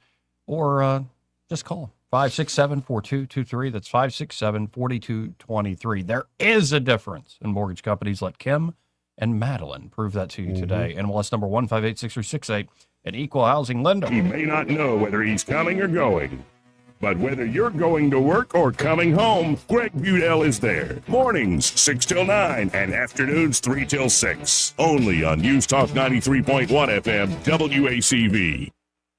Welcome to Eclectic Coins, Montgomery's largest coin dealer, specializing in buying and selling investment-grade gold and silver coins. And they have a large selection of rare coins and coins from around the world. Visit them at 543 Northeastern Boulevard or on the web at eclecticcoins.com. Eclectic Coins, where collectors who know go. Yes? Yeah, I'm Bill. You called about some breaker stripping? Oh, yes, Bill. My brother-in-law says you can do almost anything. That's me. Not much I hadn't seen. Do you really want someone who does almost anything in your electric box? Think about that, because each year thousands of home fires are caused by faulty wiring. That's why you want a professional, like the electricians at Crosby Electric. Bill, how's it going? Bill, ooh, are you okay? Oh, yeah, well, I didn't really need my eyebrows anyway. At Crosby Electric, all technicians undergo rigorous safety training, as well as background checks, drug testing, and continuing education. Bill, you think maybe I should call a real electrician? No, these little slip-ups happen. Everybody does it. Really? No, not really. When you need professional electric work, or you just like someone to assess your home for safety, call the experts at Crosby Electric, 272-2085, or visit us at crosbyelectric.com. Join the City of Prattville as we celebrate America 250. We're saying Happy Birthday America with a free concert and drone show July 3rd at Stanley Jensen Stadium. Enjoy food trucks and free glow accessories while supplies last. You know them, you love them. Blackberry Breeze will put on an unforgettable show starting at 6 p.m. Then we'll close the night with Prattville's first ever drone show spectacular. This is your roving reporter. Today I'm talking with a prospector. That's right, man. I'm prospecting for gold. You dig? No, but it looks like you do. And you know the first thing I'm going to do when I strike it rich? What's that? I'm going to hire David Ernest to be my money man. You mean everyone's favorite asset preservationist? That is correct, man. I'm going to call him up at 833-596-7233. 833-596-SAFE. You know, I've heard a lot of good things about David Ernest. You know, he's the best money man around with over 40 years of experience. Experience is necessary, especially when you're digging for gold. That's right, man. And I can see that you don't have very much experience. What do you mean, man? Well, you have the little plastic bucket and shovel like a kid would take to the beach. Yeah, man. Well, I want to start out small and kind of pace myself up until I strike it rich. Well, maybe you should call David Ernest first. You think he's got a shovel? Never know till you ask. I dig, man. Are you tired of the mainstream media's biased reporting? Do you want to stay informed on the news that really matters to you? Look no further than 1819 News. At 1819 News, we bring you the latest in Alabama news, politics, sports, culture, and more. We've assembled a team of journalists with Alabama values dedicated to the truth and the truth alone. Visit us at 1819news.com today. That's 1819news.com. Subscribe to our newsletter. Honest News, Alabama Values. Hi, this is Bo Goodson from the Goodson Group with your Real Estate Minute. 5 reasons to get a home inspection before you close on a home. Homeowners buying their first home or their 10th home still need a home inspection performed. First, you will find out firsthand the true condition of the home, the age and state of the heating and air, the roof, electrical, and plumbing as of the date of inspection. Second, it may give you the ability to renegotiate repairs that the seller will end up paying for before closing. Third, if the results show that the repairs would be too costly, then you can opt out of the contract without losing your earnest money. Fourth, the age and state of the systems will indicate what shape the rest of the house might be in and give you the option to opt out of the transaction or renegotiate terms. Fifth, knowing what needs to be done to the house will allow you the opportunity to update the home properly to your taste. For a list of the best home inspectors in the area, call Bo Goodson at the Goodson Group at 334-221-2883 or 551-0225. The Goodson Group. Please be advised, you may want to stop eating the following foods immediately: broccoli, kale, bean sprouts, blueberries, quinoa, spinach. Wait, what? I thought those were good for me. Turns out, not for everyone. Because what's healthy for one person can cause inflammation for another. And the only way to really know what your body needs is to listen to it. Listen how? That's where Viome comes in.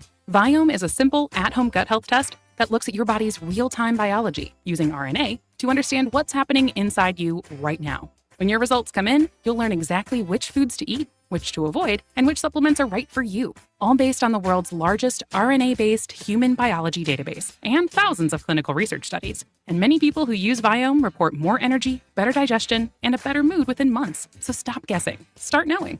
Learn more at Viome.com/gut. V as in Victor, IOME.com/GUT. And use coupon code GUTHEALTH50 to save $50 off your purchase. Viome. Trust your gut. This hour of news and views is brought to you by our good friends at Alabama Home Mortgage. Alabama Home Mortgage, 567-4223. Visit them on the web at myalabamahomemortgage.com. NMLS number 1586368, an equal housing lender. Rich Thomas Weather is brought to you by Alabama Wholesale Lumber. It's more than just great prices on lumber. From Trex decking to energy-efficient windows and Tamco shingles, Alabama Wholesale Lumber has it all. Rich Thomas Weather. Hi, everybody. Air conditioners will be working overtime over the next few days. Can't wait to see the power bill. High temperature today in the lower 90s, lots of sunshine. Heat index near 100. Muggy tonight, overnight low temperature down to about 73. Rain chances over the next few days, very low, not zero, but 20% or less each day. Saturday's high 93, 94 Sunday, 95 Monday, Tuesday. Heat index near the 105 danger range. From the Blue Water Weather Center, this is Rich Thomas. The premier place the River Region turns to for news, weather, traffic, and opinion. News Talk 93.1 FM WACV.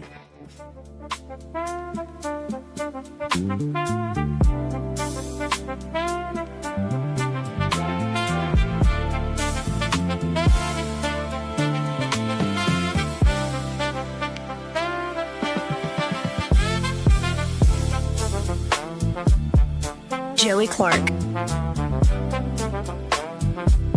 Welcome back. 272-9228 if you want to get in on the conversation. That's 334-272-9228. So Trump do some politics here. Yeah. Trump's approval ratings are going up. Still low, but everybody's in the modern era have been pretty low. Okay. Except for the honeymoon period right after election. Oh, yeah. Right. And at about this point, Trump's in a fairly good position. But the Supreme Court gave two big rulings yesterday. Oh, yeah, that's right. Second Amendment one. Reading this, though, in particular on immigration, this is from the New York Times. So let's hear what the official paper of the Libs has to say. Yeah. In a pair of sharply divided decisions on Thursday, sharply, the Supreme Court allowed President Trump's aggressive crackdown on immigration to move forward, permitting the administration to expel hundreds of thousands of migrants from the country and to turn away others at the southern border. Taken together, the opinions from the court's conservative majority signaled deference to the president's ability to set the nation's immigration policy. Isn't that what the law says? Yes, it does. Right. And I also went over this yesterday, like the temporary protective status. Yes. The first word is temporary. Temporary. But in one ruling on Thursday, the justices allowed the Trump administration to end humanitarian protections that have permitted people from Haiti and Syria to live and work legally in the United States for more than a decade. Mr. Trump has long pushed to terminate the program known as temporary protected status, as part of his efforts to restrict immigration. The program was created by Congress with bipartisan support in 1990 to provide temporary legal status to people whose home countries were deemed unsafe because of war, natural disasters, or other crises. The court's 6-3 decision, divided along ideological lines, clears a path for the potential deportation of 350,000 Haitians and 6,100 Syrians, and is likely to have implications for TPS holders from about a dozen other countries. The United States, which has a long history of political and military interventions in Haiti, initially ended TPS protections for the Haitians in response to a 2010 extended TPS protections after the 2010 earthquake that killed an estimated 220,000 people. People from Syria were included in TPS protections in the months after civil war broke out there in 2011. Both countries have faced violence and instability in the years since. Well, they still have earthquakes going on in Haiti? Yeah, on a regular, dude, probably 2 a day. It's a kind of regular thing over there. And is there still a civil war going on in Syria? Not so much. Not but official, it's but ISIS. They're hunting ISIS. Yeah, down over there. there's still some bloodshed going on over there. Pretty good. Yeah. I got my little Al Qaeda going after ISIS. Here, spray yourself. You want one for your wife or your wives? Wives. Goats. In immigrant communities throughout the United States on Thursday, the ruling brought fear and uncertainty as people who were following the rules and living in the country legally contemplate a change in their status, potentially also affecting their ability to obtain work permits and driver's licenses. The ability of the government to quickly expel individuals who previously had protections will depend on whether they already have pending deportation orders. In many instances, TPS holders have not received such orders, which will allow some of them to contest their removal before an immigration judge. In a separate decision that also split 6-3 with the liberals dissenting, the court on Thursday also said that the Trump administration could turn away migrants seeking asylum along the U.S.-Mexico border by physically preventing them from crossing into the United States as they sought protection from persecution. The administration had asked the court to permit the government to revive the policy, first used in 2016. Under that so-called turnback policy, the government had stopped asylum seekers from setting foot on U.S. soil, where federal law would have entitled them to try to claim asylum and receive protections. Justice Sonia Sotomayor, who read a lengthy summary of her dissent from the bench on Thursday, said the court had endorsed the administration's decision to slam the door shut on all who are fleeing persecution, despite a system enacted by Congress to help people seek asylum in the United States. The opinions were delivered in the final days of the Supreme Court's term that began in October. On Monday, the justices are expected to announce another batch of decisions, and the president has been bracing for a likely defeat when the court rules on the legality of his effort to end the guarantee of birthright citizenship for U.S.-born babies of illegal immigrants. Immigrant advocates denounced Thursday's rulings as major departures from the nation's long history of providing refuge to immigrants escaping persecution in unsafe conditions. And they cite a bunch of other folks. But okay, that's what they said. Let's go. Who's the guy that they like to roll out of the administration? Oh, yeah, Stephen Miller. Alabama guy. Stephen Miller. Now, this first clip of Miller is outside the White House, and he's wearing shades. So it just adds... Is his future that bright? I don't know. Actually, it looks like him and his wife are ready to have a bunch of babies. Oh. Yeah. And that's a whole thing happening in the MAGA baby boom. But here's Miller talking about, Haiti and Haitians. Let's listen in. We should consider Haiti a safe country. For Haitians, absolutely. For Haitians? Yes. Despite the peanut family owners, Yes, so yes, Haitians live in Haiti. It's not our position that Haitians should leave Haiti. I mean, it'd be crazy for us to say that Haitians couldn't live in Haiti. It's their country. Of course Haitians should live in Haiti. There's no viable asylum, or to use a technical term here, CAT claim, or withholding claim, for any Haitian seeking relief from going back to Haiti, to their homeland. The fact that there might be pockets of Haiti where there's higher crime rates, guess what? There's pockets of Chicago with crime rates just as high, right? There's pockets of cities like St. Louis with crime just as high. Pockets of Los Angeles, crime just as high. It has never been the case that having communities that have high crime rates is a basis for asylum. Never has been, never will be. So, the Haitians live in Haiti. That's where they should live. Thank you. Why it's called Haiti? Let me tell you a little story about Haiti.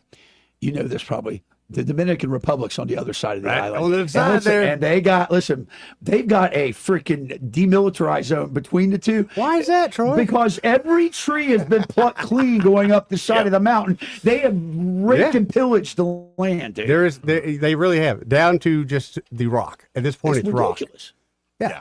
It is ridiculous. And you can't blame, I'm sorry, but you can't blame the rest of the world when French your country colonialism, is, you mean? is That is divided, what right. cause it? No, when it's divided and there's a good side and a bad side, and your side has continued to just rape and pillage your own country.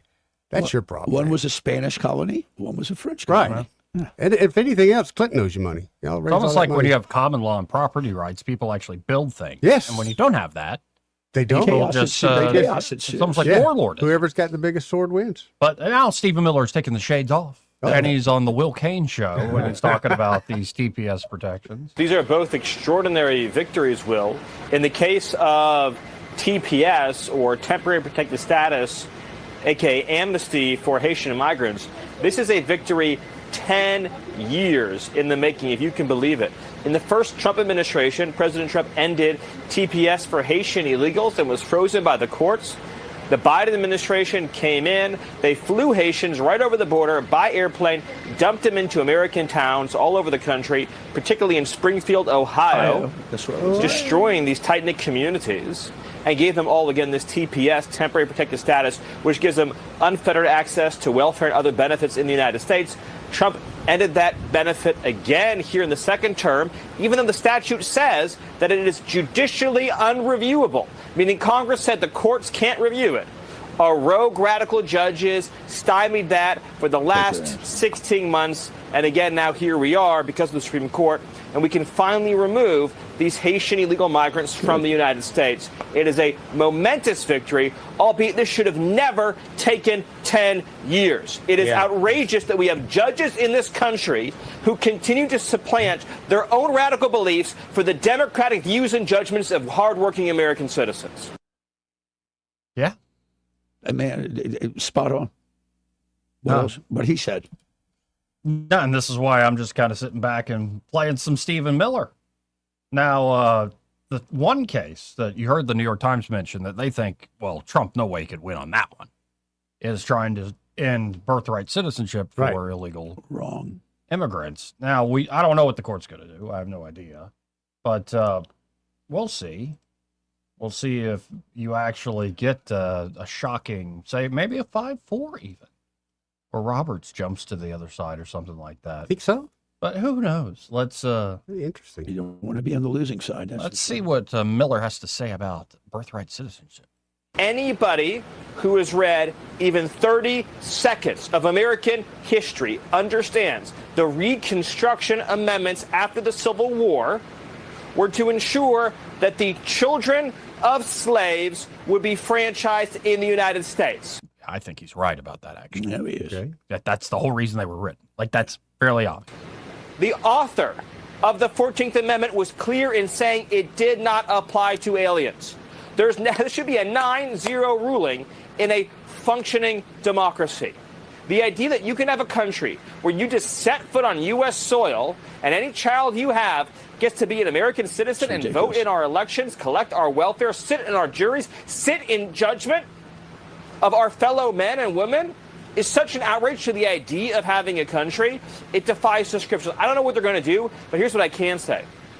If this country doesn't, one way or another, end birthright citizenship, this country doesn't have a future. Citizenship has to be sacred and precious. And as we stand here on the 250th anniversary of America's founding, the idea that we wouldn't have in this country respect and sanctity for citizenship, for the voting franchise, is such an insult to generations of Americans who spilled their blood for our freedom in battlefields here and all across the earth. Stephen Miller, folks. Yeah, just play his stuff and let him run with it. Anyway, Pretty we got good. it. This break. We'll be right back. Want to carry News Talk in your pocket? Download the News Talk 93.1 app from the App Store. Available on iPhone and Android. Never miss a moment. Download now.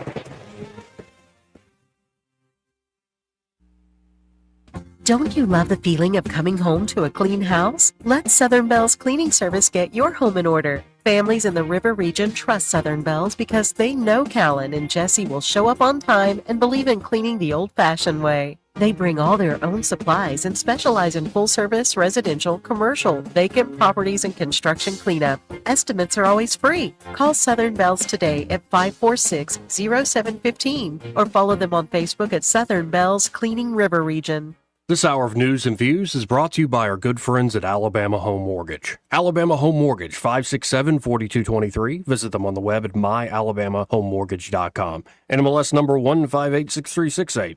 An equal housing lender. Accurate, immediate, carrying your voice across the river region. News Talk 93.1 FM WACV.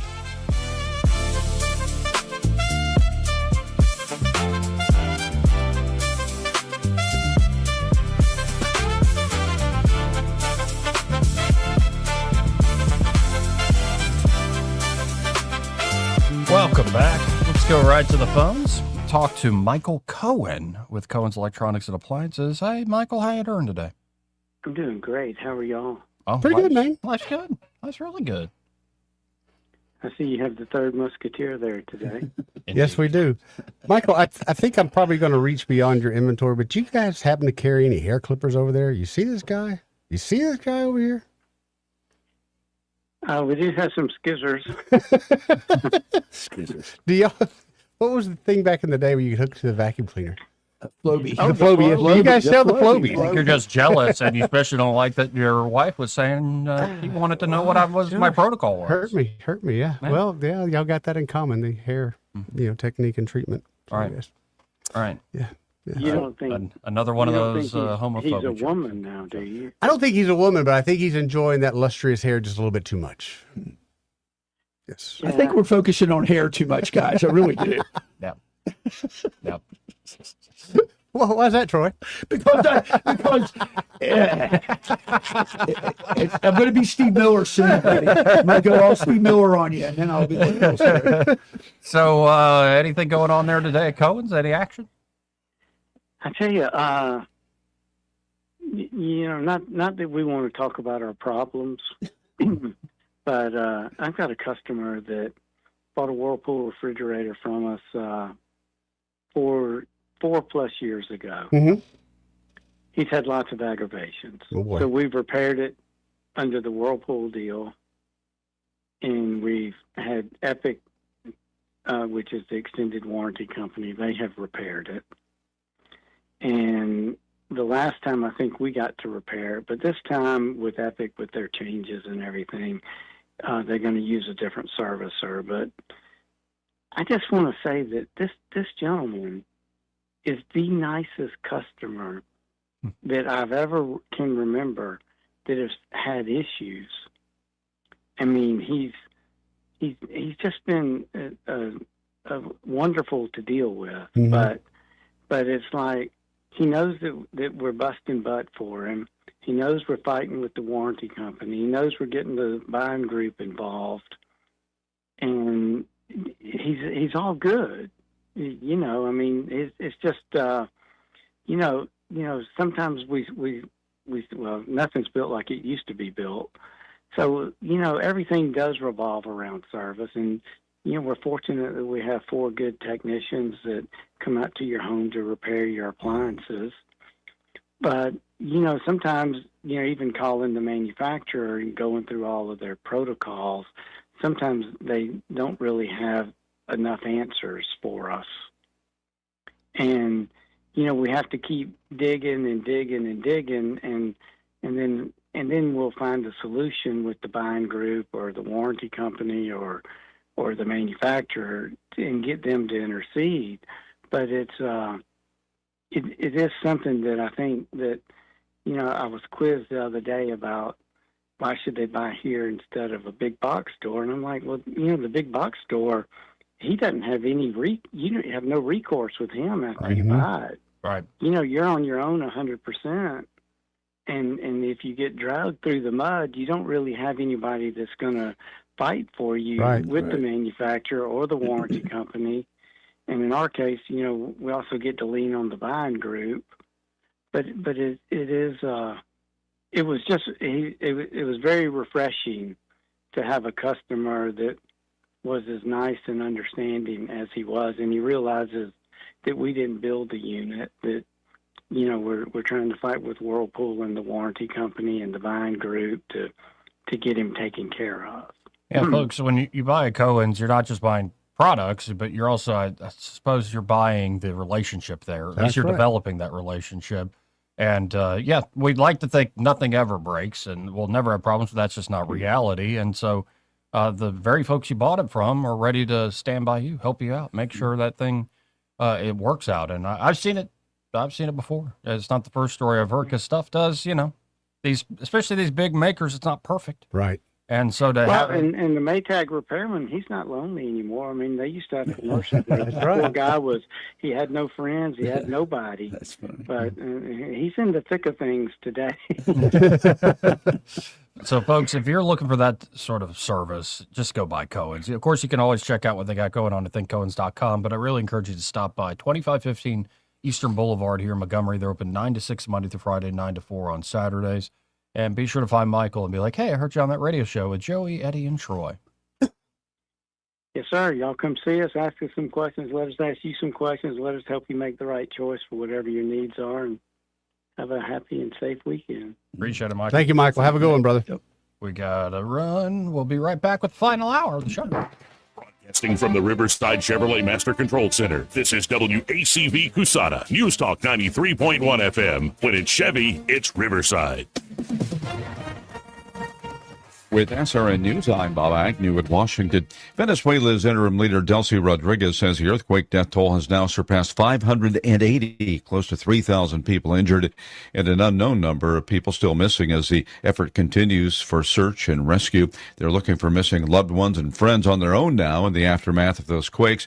Many people complaining that they haven't seen state rescue teams, despite authorities projecting an image of a robust government response. Those quakes hitting 7.2 and 7.5 in magnitude this week are the most powerful to hit that country in more than 100 years. The chief of the UN nuclear watchdog says his agency will be carrying out inspections in Iran soon, following an interim peace accord between the U.S. and Tehran. President Trump has announced he's seeking an additional $11 billion in assistance to U.S. farmers, using unfrozen Iranian assets to buy U.S. farm products for the Iranian people. This is SRN News. Just hearing the word IRS can make people break out in a cold sweat. No one wants to deal with the IRS, and now you don't have to. The good news is Legal Tax Defense has been successfully negotiating with the IRS for more than 15 years. It doesn't matter how much you owe, whether it's $5,000 or $5 million. You deserve the best in the business on your side, and that is Legal Tax Defense. Even if you're working with someone else and just want a second opinion, there is no cost or obligation to call. They can prevent levies, liens, wage garnishments, even file back tax returns. And the best news about Legal Tax Defense is they won't take your case unless they know they will reduce or eliminate your tax debt. Call Legal Tax Defense right now for a free, no-risk consultation. 800-292-7875. 800-292-7875. You have nothing to lose, but everything to gain. 800-292-7875. Rich Thomas Weather is brought to you by Victoryland. Victoryland Casinos, crowning 25K free play giveaway. The more you visit, the more chances you have to win. Victoryland Casino, where you can be a winner too. Rich Thomas Weather. Hi, everybody. Air conditioners will be working overtime over the next few days. Can't wait to see the power bill. High temperature today in the lower 90s, lots of sunshine. Heat index near 100. Muggy tonight, overnight low temperature down to about 73. Rain chances over the next few days, very low, not zero, but 20% or less each day. Saturday's high 93, 94 Sunday, 95 Monday, Tuesday. Heat index near the 105 danger range. From the Blue Water Weather Center, this is Rich Thomas. Big dreams for your home on a tight budget? AFE's $26.26 as you covered. Unlock your home's equity with just $26 in closing costs. No fees, no headaches. Visit your local ASE branch today. Federally insured by NCUA, Equal Housing Lender. NMLS number 420259. 1819 News. Conflicting claims are coming out of Birmingham when it comes to a data center project there. The AI cloud company known as Nebius says that economic incentives offered to them by the city were a key factor in them choosing the Oxmoor Valley to place the new data center. Birmingham Mayor Randall Woodfin told AL.com back in April that there were no tax incentives being offered by the city to Nebius for this data center placement. 1819 News reporter Daniel Taylor now writes this week that the Birmingham Industrial Development Board confirmed that Nebius was indeed given a 65% tax abatement for 30 years and an 80% tax abatement on construction-related transaction taxes. A spokesman for Nebius, John Sutter, confirmed the economic incentives were part of their decision-making process. The mayor's office and the Birmingham City Council members have not responded to emails from 1819 News about these contradicting statements. I'll be back with more Alabama stories after this. Where I was living was not a great place to live anymore. I began to pray for a place to go, praying for all of these things that a 9-year-old would want. I wanted horses, big house with a bunch of people my age. I wanted parents. I wanted a mom and a dad. Before I even prayed it, the Lord had already answered my prayer with the Big Oak Ranch. Who would that 9-year-old be if she never came to the Big Oak Ranch? I would be trying to fight for survival instead of fighting to break a cycle. Big Oak Ranch, a Christian home for children needing a chance. The superintendent for the Dale County Schools has been named Alabama's Superintendent of the Year. Ben Baker was given the award by the State School Superintendent Association Conference, as well as State Superintendent Dr. Eric Mackey. The Dale County school system scored a record-breaking 95% on the 2025 state report card. I'm Andrea Tice. For more news affecting Alabamians, go to 1819news.com. And while you're there, subscribe to the daily newsletter. I was in foot pain for 20 years, trying to give it relief, buying all these different insoles, drugstore insoles, custom insoles. I spent thousands of dollars. I bought all these products and not a single one worked. I really, truly needed to have relief in my feet. And the Good Feet Arch supports were what gave me the relief I needed. For over 20 years, we've been helping people like Teresa actually live the life they love without their feet getting in the way. They wanted to make sure that I got something that my feet felt good in, not somebody else's feet. I love the fact that I can wear these arch supports in all my shoes. I have boots, I have cowboy boots, I have running shoes, I have walking shoes, I have flat shoes, I have heels. It makes me so happy. If you ask my husband, he will crack up because there is no store I would rather go in than a shoe store. I'm Teresa, and that's my Good Feet story. See what we can do for you with a free personalized arch support fitting at the Good Feet store. We're located at 7341 East Chase Parkway in the shops at East Chase. Now hiring. This hour of News and Views is brought to you by our good friends at Cole Plumbing, 279-8919. Cole Plumbing is number one in the number two business. You don't have to dig a hole. They have proprietary pipelining technology. Ask them about their tankless water heaters. Remember, when you have trouble with your bowl, call on Cole. Trust is the number one reason why a patient chooses a healthcare provider. Adams Drugs has been your trusted healthcare provider since 1962 and has been voted the number one pharmacy in the River region for many years. We strive each and every day to provide you the level of health care you have come to expect from Adams Drugs. The employees at Adams Drugs take pride in developing relationships with their patients, from making sure your prescriptions are filled correctly to getting to know you and your family's needs and following up on any questions you may have. Adams Drugs employees deliver top-notch service. We ask you to visit us at any of our locations in Montgomery, Prattville, Wetumpka, Millbrook, and Pine Level Marbury and give us a chance to earn your business. You can find us at adamsdrugs.net for the location that is nearest to you. Adams Drugs is your local, independently owned Health Mart pharmacy. Health Mart, taking the time to listen and care. The views and opinions of the following program are solely those of the host and other contributors. These do not necessarily represent those of Liberty Acquisitions 825, Blue Water Broadcasting, its management, staff, or any advertisers. It's time for Montgomery's conversational radio show. It's News and Views on News Talk 93.1 FM. To join the conversation, call 272-9228.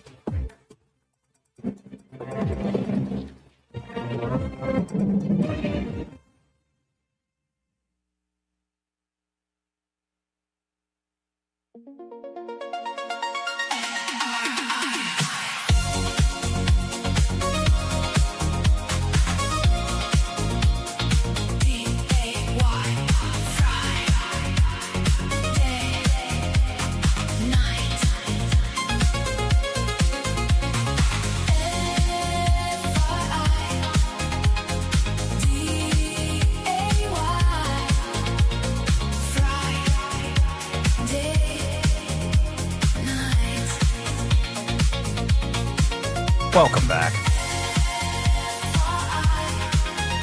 Eddie likes this one. Oh, dude, I could jam this one all day.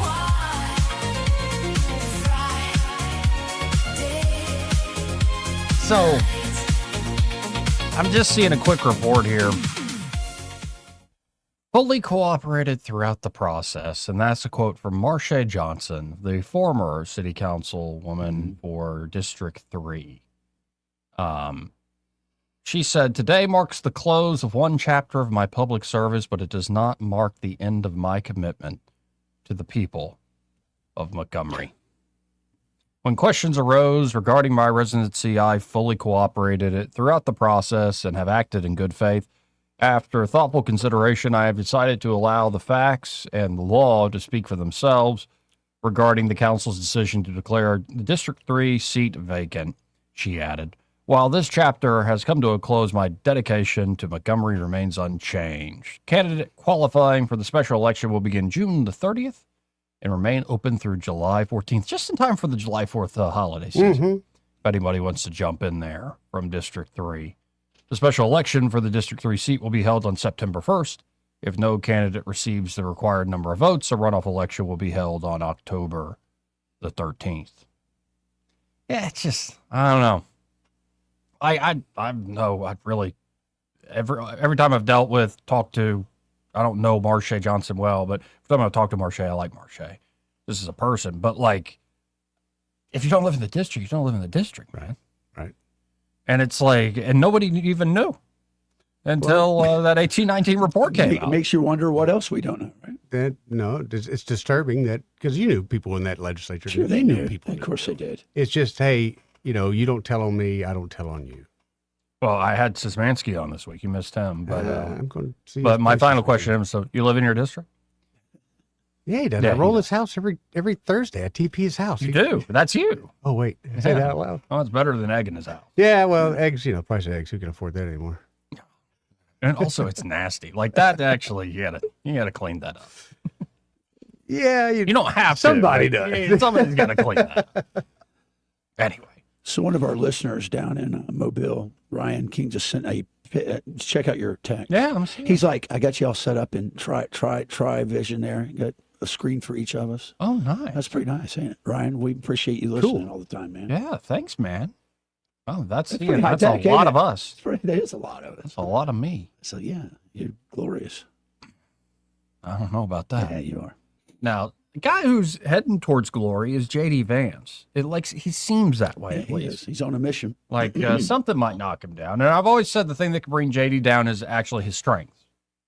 Like he really is that smart, that gifted of a But isn't communicator. that for all of us? Our greatest strength sometimes can be our biggest weakness. Right? No, and I think in his case, he's somewhat. If you're so smart and you're good with your words, you're a smooth operator. Somebody can kind of trick you to go a little heavy-handed. Sure. And be too cute by half. But this is the vice president. He was at the Richard Nixon Foundation. Great. The Nixon Presidential Library. And he's asked about Nixon's legacy. And, that has changed for, we're Quite a talking bit. about the greatest foreign policy president we've probably had in the hundreds of See, years. now my generation coming up, we were always told Nixon was the most awful person. Right. No, Until that was about the joke. 10th or 11th grade, then you did a little bit of research. But you this is went, "Wait a another sign of the death of liberal boomerdom, because the joke was, I'm not a crook. Like, it's Right. just, Yeah. it was in the ether. Like, I grew up as a kid in the 90s, Nixon was the crook and ran him out. And now people are reconsidering that legacy. He's incredible. Let's listen in to the vice president. So we're here at the Nixon Library, and President Nixon was the consummate statesman. And just a few days ago, you completed a major peace negotiation. And just a few minutes ago, you paid respects at President Nixon's memorial site, where the epitaph on his marker reads, "The greatest honor history can bestow is the title of peacemaker." Was that the mentality that you embraced? Were you thinking of that sentiment as you were representing our country in Switzerland? Well, first of all, just because you brought up Nixon, I got to say thank you to you and to Robert and to the entire Nixon Library folks. This is an amazing thing, and I'm very proud to be here. So thank you, not just for welcoming me, but for everything you do.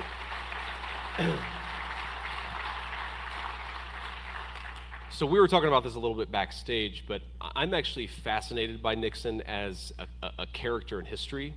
I think that his historical legacy is enjoying a bit of a renaissance, but I think deservedly so.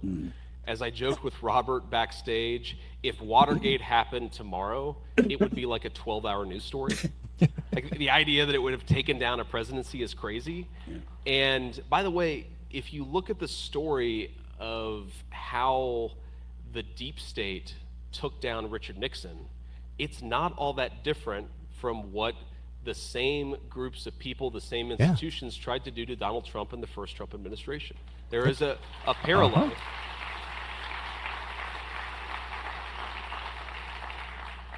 I also just, at a personal level, you know, okay, young senator, vice president, writes some best-selling books, is hated by the media. It kind of sounds like J.D. Vance. So I'm a little, you know, I've always liked Richard Nixon. But okay, one other thing about Richard Nixon that I think is fascinating is, okay, the two biggest historical electoral college landslides in American history are, of course, Ronald Reagan in 1984, Richard Nixon in 1972. Okay. What you may not know, and you know, some of my political data guys who are very into this have drilled into me, is that Nixon's coalition in 72, though if you look at the top line numbers, you would say, well, that's exactly what happened in 1984. It's much different. Nixon's coalition in 72 is actually durable and much more closely resembles the Trump coalition of 2024 than the Reagan coalition of 84. So what Reagan did in 84 is he ran up margins basically with white Americans, and of course, you know, he won a historical landslide, but the country is much less white today than it was in 1984. Nixon's coalition was unbelievably durable to the demographic change that we've seen in the United States of America. So this is a guy who Reagan could not have won his landslide in 2024. Richard Nixon maybe could have won his landslide in 2024. And I think that there's a very important political lesson in that for all of us in the Republican Party. He was actually like a political genius. He was. And I'm just fascinated by the guy's historical figure. So anyway, so very, very happy to be here. But okay. So it says that the greatest, the greatest honor history can bestow is to call someone a peacemaker. And I think, thank you. And you know, was I thinking about that quote when we were in Switzerland? No. Was I thinking about that sentiment? Absolutely. Because, you know, one of the other lessons of Richard Nixon is, it's not just that he got out of Vietnam, but that he got out of Vietnam from a position of strength, okay? It's one thing to tuck tail and run. It's another thing to clearly define an objective, to accomplish that objective, and then to ensure that you don't allow mission creep to transform a victory into a defeat. And one of the things I've seen with the President of the United States in the last few weeks, and frankly, some of the criticism that we've gotten even from our friends, is they're constantly trying to change the mission that Donald Trump set us up to achieve. And what did he say? He said at the outset, I want to destroy their conventional military, I want to eliminate their ability to project power, and I want to ensure that they never have a nuclear weapon ever, okay? And what I've seen is some people try to say, you know what, well, that's great, but you should have a different objective. And I think the reason why the president has been so successful is because he refuses to give in to that impulse. He says, we came what we set out to do. We created incredible diplomatic, economic, and military leverage. Let's use that leverage to go and accomplish an even bigger win for the American people. That's what he's asked us to do. It's not over yet, but so far so good. That's great to hear. Yeah, and it's, I don't know. Vance in a relaxed setting like that, I just think that guy's got quite a bright future. Yeah. It'll be interesting to see him compared to Rubio. Rubio was holding his own in the last Two interesting quick stories on the Nixon administration. At the end, when he boarded the aircraft to get out of the White House, probably the closest guy that you would have for Dr. Strangelove puts his feet up on the desk. That's Henry Kissinger. And said, "I'm in charge now." And he lit a cigar. That's what the historians say. Now, here's a moment because everybody's playing this Rubio Vance thing off each other. And so this is Rubio yesterday. I guess he's over in the Middle East trying to bring out peace on different fronts, in particular Israel, He's Lebanon. in Israel, Lebanon. But here is Rubio swatting down a fella trying to, well, you'll listen. Fidelity about this Let's just put a fine point on this question. How wide is the divide between you and the vice president?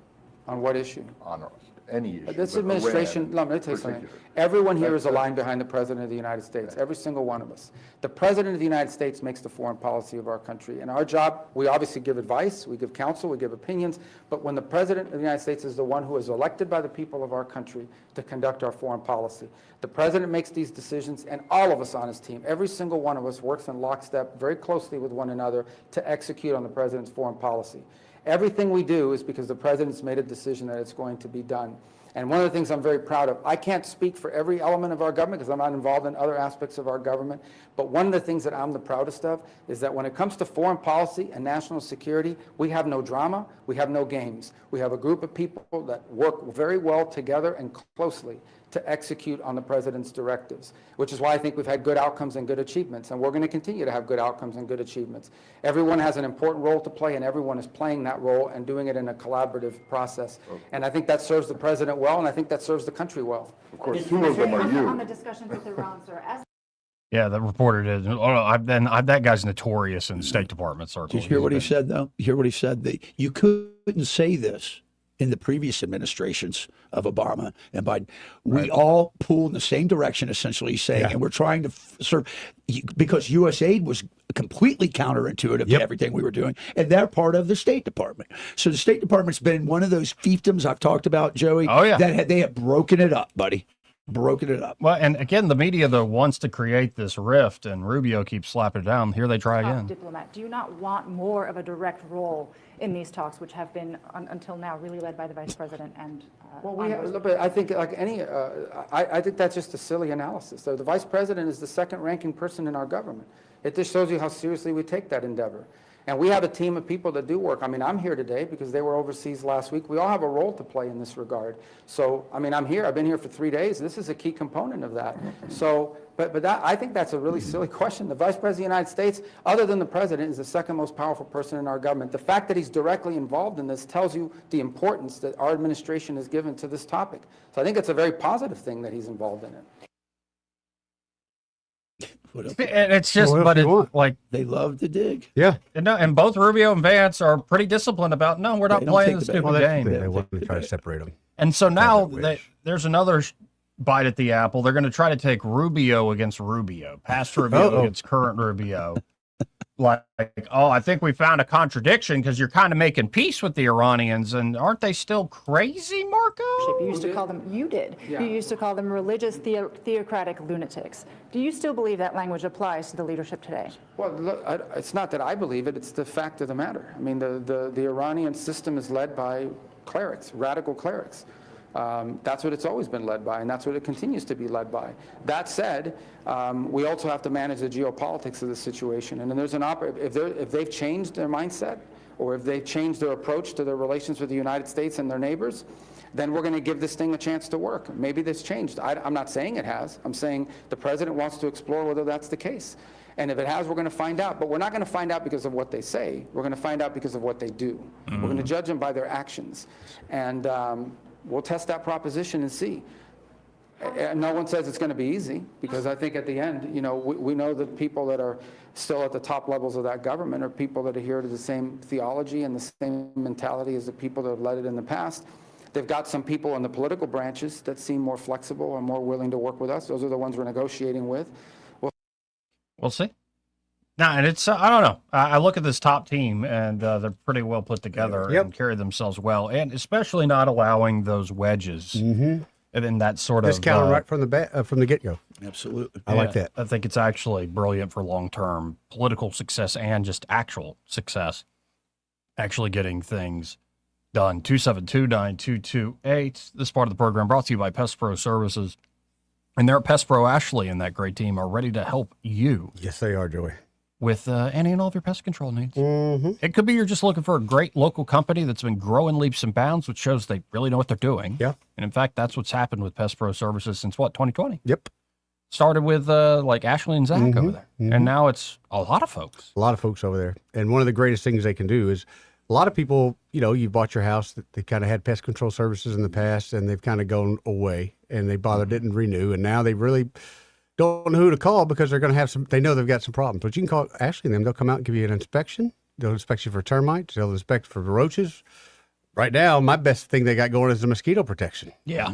Because we like hanging out in the backyard, not having to swat each other's mosquitoes off each other. Now, what if you're attacked by like a swarm of wasps? Well, that has happened to me multiple times, Joey. I usually cuss at the sky, but I make sure I call them back because I want them to come out and make sure that's not going to happen again. And even if we have those subterranean wasps in the ground, they'll kill them. They'll kill them, man. They'll kill them. Yeah. They'll kill them good. They'll kill all those pests real good. Real good. Check out Pest Pro Services today. You can always learn more at ppsriverregion.com or just search Pest Pro Services on the Book of Faces or call them direct, 265-9990. That's 265-9990. When you want to know, call a pro, Pest Pro Services, and be sure to tell them that Joey and Eddie and Troy, those fellas on the radio, sent you. Let's see who this is. You're on the air. Who's this? It's Simpler Days. Hey, Simpler Days. Hey, buddy. Hey, gentlemen, what effect do you think Barry Goldwater had on Nixon and Reagan's legacy? I think Goldwater provided a little bit of backbone in showing that you could appeal to folks, even though he was almost too raw. Yeah, populist. Yeah.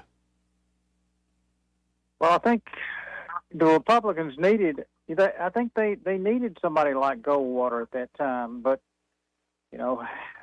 how he played into, the continuation of the Republican Party, I mean, it's just, I think history underestimates his effect sometimes. But anyway, he was an outsider, though. Simpler Days. He was a proverbial thorn in the system side, if you think about it. So yeah, you're right. Hey, talking about the good councilwoman, Emery Farmer made all of his police officers, and he would test them periodically. He would come to roll call, and he would ask where a certain council member lived. And we would all stand up there, sergeants, lieutenants, because we knew it was coming. And he would always catch a rookie, and you'd see him start to stumble. You'd see him start to shake. You'd see him start to, but he demanded you knew where those council members lived, so in case something happened, they needed service in the middle of the night. Maybe the city council could follow lead and pass an ordinance or some type of, that they have to know each other, where each other lives. Just something to think about. Well, I appreciate it. Have a good day. Hey, bud. It's just, it's never happened before. That's what Szymanski said to me. He's like, yeah, like we had to kind of go through this slow because it's never happened before. That we know. Like of. there had been ones that like had been vacated, like people die or stuff like that. Sure. But like, and we're honest about it. Well, he lied about dying. The Democrat. Well, I mean, the way Bobby usually sat there, he looked dead already. Exactly. All this talk about Tuberville gets taken out. Yeah. And then John Wall gets taken out. Yeah. Like, who are we the Republicans going to put in there? And I heard somebody say, like, Bob Riley the other day. And I'm like, and my contribution to this conversation is, given the governor we got, why don't we just exhume George Wallace, put his old bones up there, and I think it would work out just fine. What's wrong with Big Jim Folsom? Hey. We're going to exhume somebody. Hey. We can go party with Big Jim. Better be careful opening up his tomb. Guaranteed there's a few fifths of whiskey in there with him. What's wrong with that? The Romans sent off their That's right. Like that. That's right. Wine. You know that story, of course, Troy. With Big Jim Folsom. What about it? I know who he is. I don't. There's so many stories. Quite a legend. At one point, he publicly. This is a public statement. He goes, well, let me tell you, if you're trying to set a trap for Big Jim with whiskey and women, you're going to catch Big Jim every time. That's right. I remember that. You told me that. Yeah. No, and it's a perfect thing about this state. It's like we have the very prim and proper like you've always done the right things, the right contacts, you go to church all the time. Like you are a really outstanding stand-up citizen. And then you have this streak in Alabama politics. It's like, yeah, I ain't a saint. I ain't no Boy Scout. And they're honest about it and they wink about it. Yeah. There's that, it's not just Alabama, it's a Southern thing. And that's, in some ways that's kind of gone by the wayside. It is. It's the ones so that appear to be clean on the outside, but they're just well, that's a tainted on whole the other, inside. that's most politics. I don't trust none everywhere. Yeah. Right. I just can't. And no, and it builds a weird trust if the guy's like, try to set a trap for whiskey women, catch me every time. It kind of go, I like that guy. Well, I don't think that's morally right, but he's at least being honest about it. For the most part, every politician we've ever brought in here, I've really enjoyed. I enjoyed meeting them. I don't like their policies necessarily, but as a person, I really like them. Well, and that's the thing with a lot of these I get torn, Right. You like most of them. Like Katie, I love her to death, but some of the things she votes on, some of it, you know, like not my fave. But I'm not gonna damn her for it. She's a human. She's not always gonna agree with what I want. Mm-hmm. But there were times I wish she did. But you know, so be it. There was that one time Tim James was gonna fight us. I love that, dude. It's pretty good. I really wanted Tim James as a governor now, so we we can poke great. at. No, he was ready because he was like, yo, libertarians, you pot smoking. Like, he's gonna fight us right in here, man. It was great. I would have loved it. That was great. But no, it made me just like the guy even more. Right, it just suddenly, he's feisty. Pot smoking hippies. It's same with the mayor's brother when he comes in here. Oh yeah. You know, off air, I love that guy to death, man. We got more in common than not. But you put politics in there, and we can't stand each other. Anyway, we got to hit a break. All right. We'll be right back after this. He may not know whether he's coming or going, but whether you're going to work or coming home, Greg Budell is there. Mornings 6 till 9 and afternoons 3 till 6. Only on News Talk 93.1 FM WACV. Hi, I'm Carl Schmidt, naturopath and owner of the Herb Shop Wellness Center at 8161 Vaughan Road. You know, with over 30 years experience in natural wellness, I've seen countless health fads come and go. A few years ago, we added a patented technology that actually activates your stem cells. It reverses the aging process at the cellular level. However, you do need proper hydration and targeted nutrition. At the Herb Shop, our advanced scanning and testing technology allows us to accurately assess your nutritional needs and get a customized plan for you. Come in today and see what the Herb Shop can do for you. This is your roving reporter, and today I'm talking with a political activist. That's right, man. And could you please explain to us your red cap with the letters MMRGA? Yeah, man, this is my MARGA hat. MARGA? Yeah, man, that stands for Make My Retirement Great Again. I see. And to do that, what you need to do is call David Ernest, the asset preservationist. That's right, man. You can call David at 833-596-7233. That's 833-596-SAFE. And I understand that's a toll-free number. Yeah, man. Get David Ernest on the case, and your retirement will be great again. And you make these hats? I do. Here's a whole pile left from the last administration. And they say CPWABD. Yeah, man. Corn Pop was a bad dude. And as you said, there's a whole pile here. Well, there wasn't much demand. I can dig it. For too long, Alabama's statewide news companies have shamed us for our conservative Christian values. Alabama deserves a news company that cherishes our culture, a company that isn't bought and paid for by the powers that be. 1819 News is that company. Run by Alabamians for Alabamians, 1819 News celebrates what is good and beautiful about our state, while exposing those who work against our values in secret. Just go to 1819news.com to learn more. Subscribe to our newsletter. That's 1819news.com. This hour of News and Views is brought to you by our good friends at Cole Plumbing, 279-8919. Cole Plumbing is number one in the number two business. You don't have to dig a hole. They have proprietary pipelining technology. Ask them about their tankless water heaters. Remember, when you have trouble with your bowl, call on Cole. For many homeowners, there's untapped reserves hiding in plain sight. It's not in the savings account. It's not in the stock market. It's right under your roof. Now more than ever, homeowners are sitting on record levels of home equity, and that equity belongs to you. It can be used to consolidate high-interest credit card debt, to pay expensive school tuition, to cover medical expenses, to invest in renovations, you name it, because that money is yours. This isn't about taking on unnecessary debt. It's about using an asset you already own to improve your financial position nutrition, and your quality of life. The key is understanding your options and choosing the strategy that fits your goals. Let's see what's possible with the equity in your home. Give us a call at Alabama Home Mortgage today at 334-567-4223 or visit us online at myalabamahomemortgage.com. That's Alabama Home Mortgage, because there is a difference in mortgage companies. NMLS 1586368, Equal Housing Lender. We get a lot of questions about what all we handle at Hannah and Eddie Realty Group. I'm Hannah Grantham. And I'm Eddie Bader, and we will handle all of your real estate needs. We handle all your buying and selling needs, from your first home, next home, land, investment property, and even commercial properties. We do it all and have the experience that shows you what makes us different. So when you think real estate, think Hannah and Eddie Realty Group. Look us up on Facebook or give us a call at 334-368-6358. And let us show you who you have on your sign matters. Please be advised, you may want to stop eating the following foods immediately: broccoli, kale, bean sprouts, blueberries, quinoa, spinach. Wait, what? I thought those were good for me. Turns out, not for everyone, because what's healthy for one person can cause inflammation for another. And the only way to really know what your body needs is to listen to it.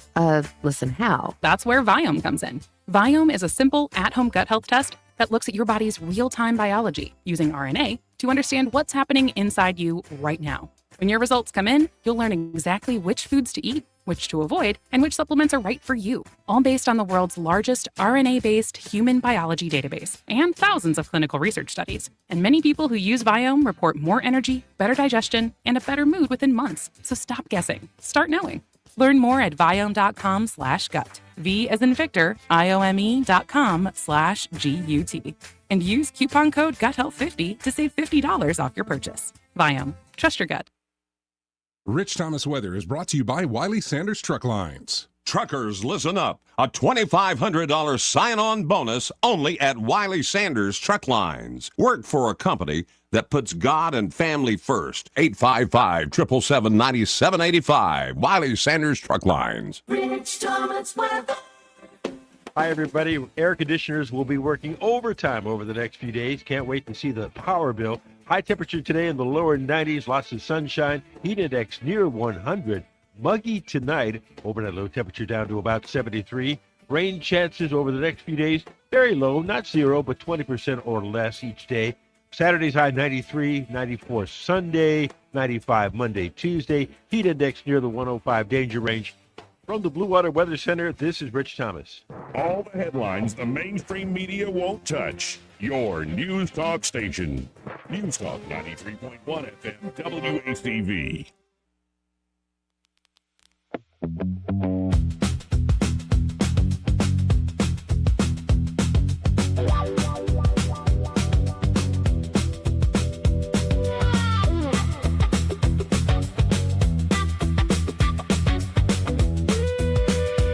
Joey Clark. Welcome back. Trump policy meeting at the White House right now. I'm sure he'll be dropping some sort of clip out of that. Some pearls of wisdom. Some pearls of wisdom. There's always something with that guy. Now, going back to the vice president at the Nixon Library, this is more the personal side. And of course, the vice president's written a book called Communion, and it's about his faith. And he's telling here a little story about his grandma. Let's see how this lands. A little bit emotional. When I think about it, she had this practice where she had a little notebook and she would say prayers and write her prayers down when she said them for each member of her family. And so you could actually see this almost as a diary of her conversations with God through the months or even through the years where, she'd pray for my safety, or she'd pray for my strength, or she'd pray, that something would go right in my sister's life. And you just realize that this was a woman who was constantly talking to God, despite the fact that her religion is what you might call unchurched. She loved the Lord. She believed in Jesus Christ. She also didn't go to church that often. And looking back, I think one of the things that I realized about my own faith is that I was attached to Christianity via my grandmother. She was the anchor. She was the person who taught me about God. She was the person who constantly was encouraging me to think about God. She was the person who was encouraging me to read the Bible and to pray. And because I didn't have a great church community myself, you know, I would bounce around to various churches. Sometimes we'd go once a month, sometimes less than that. When my grandmother died, just a couple of months before I left for Iraq in 2005, I sort of lost my faith. And I think there was a sort of lesson in there for me, you know, and I'm sure we'll talk about this, but I came back to my faith. And part of the thing I was trying to think through with this book is, why is it that kids who are raised in the faith fall away from it? And I think most of us in this audience are probably people of faith. We raise our children to be Christians. I take my kids to church every Sunday, you know, even when they're misbehaving and they don't want to go. And I'm thinking to myself as I'm writing this book, what makes it take and what makes it not take? Why do some kids who are raised in the faith have this very, very strong connection to Christ, whereas some kids, it just doesn't ever really take root? And that's one of the things I was trying to think of. And, you know, one of the answers I came up with myself is, while it's very important to have a parent or a grandparent or somebody who raises you in your faith, I think that if that's it, if your only connection to faith is a loved one rather than something deeper and broader, then your faith is always going to be at risk, like mine was when that person passes away.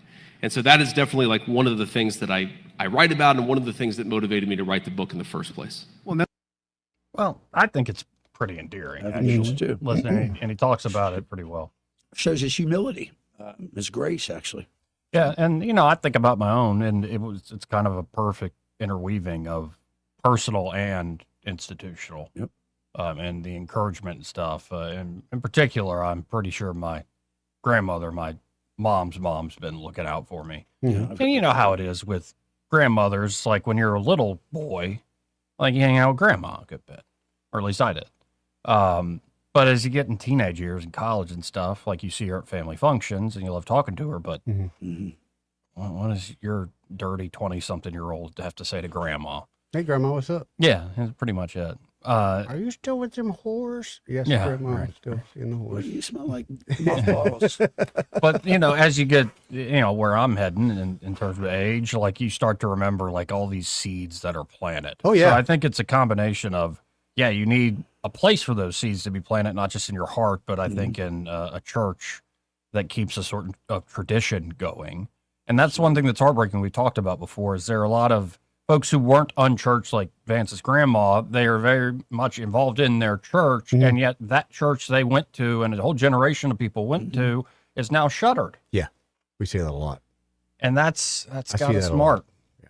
Where you would hope, and I'm blessed in the sense that the church I went to as a kid, that my parents and grandparents took me to as a kid, still sits there. Well, I hope that there's, you know, like we've said since Charlie Kirk, there's been a bit of a rebound of people finding their faith again. So I'm hoping that continues on. I know I have some family that they have a church down in the Villages, and one of the first ones ever there. And they, you know, they were called to come and do that, and they've had tremendous success where they're looking to grow for like a third time. They're trying to get a bigger place already. That's awesome. Yeah. So there is a lot of people that have returned to the faith.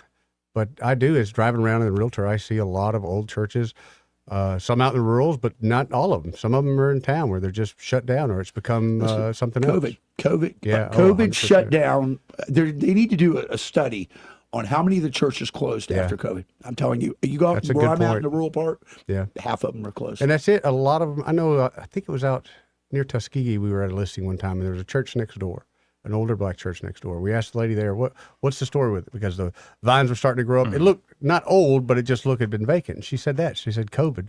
She said that knocked out half the people in that church, and the other half have just kind of gone their own way. Yes. That's sad. Because remember, And it's a lot of community these church. older churches, they don't have internet services. Oh, right. A lot of them just say folded. Yeah. They folded. Yeah. They needed the tithing. It is sad. And you know, and I think about somebody like Vance's grandmother, just from the, not just that clip, but snippets I've been hearing here or there. I need to get the book. It's only about 7 hours on audiobook, so it's a quick read. And want to get a little more of the details of where he's coming from. But I think about somebody like his grandmother, who was unchurched and a little foul mouthed and a little rough around the edges, but was always in constant prayer. And this will drive certain Catholics crazy. This will drive people that want the Catholics to be what they say, who are not Catholic, crazy. But there used to be this old teaching of no salvation outside the church. Like if you leave, And, you have not other true. denominations that can be that stringent too, that if you're a Baptist and you become a Catholic, like, Right. oh my goodness, what's wrong with you? And there's this idea out there that, okay, I think in normal circumstances, there's a truth to that if you know the gospel, you know the teachings of the church, and you actively reject it, yeah, it's a big problem. But if you are living in a poor part of Ohio and you don't really know much better, but your heart is constantly in the right place where you're writing down prayers for your family, I suppose the way I would put it is, at the end of the day, God has set a church on earth and created a body of Christ for us to join, but he's also the one in charge of all this at the end of the day. I think sometimes even rightfully justified ecclesiastical authorities, it's a little much sometimes, and also a little egg-headed, to where I'm like, really, is somebody saved That's because they can man's. spout the latest theology? No. Come on. Oh, you Calvinists out there, go away. So, Hey. hey, listen. So this is a true story. He comes from Kicking the ribs to John Calvin. John Calvin. That's what's wrong with America. We got to beat ourselves up for feeling good about ourselves. Anyways, let's do get back that. to it. Let's go. I digress. That guy comes from the same stock I come from. Kentucky. His folks are all from Kentucky. Crab Orchard, Kentucky, Hazard, that area where I'm from. Let me say this. My mama, God rest her soul, devout primitive Baptists, charismatic Baptists, and they handled snakes down in that Snake area. handler. No, I'm not joking now. Yep. Drink strychnine. I've heard the stories, but she anointed a prayer cloth, small piece of white cloth, and she would anoint it with olive oil, and she'd pray over it and give it to me, and I'd wear it in my uniform. And it burial and the cloth, man. Right It's amazing. so Oh, people and- can have faith. She was rough too. She Oh, was yeah. the wife of my moonshine and papa. So- No, I think I would fear for my soul the way I was raised and all this stuff if I actively rejected the oh, church. absolutely. If you do that, But then I love stories like in the old, or including the Old Testament, like the story of Jonah. Like, he's mad that God wants to offer the Ninevites, the people, Assyrians of all that have been people. conquering and killing and doing all sorts of stuff. He's mad that he wants to offer them repentance, and then he's mad they actually repent. But the point is, it's like, who are you? Who are you? Yeah. Well, It's like, well, a lot of they that aren't today. following the particular thing of the holy of the chosen folks. It's like, yeah, but who are you? just like he asked, where were you at when I created the earth and heaven? So, I mean, there's so many episodes in the Bible where it's like, well, his ways aren't your ways. And I think Vance, because my algorithm has become much more Catholic Sure, of course. on X in particular. And a good friend of ours at dinner, Eddie, told me that, Joey, if you're tired of the politics proper, like politics about winning office and the way people normally think of politics, government, get ready for church politics.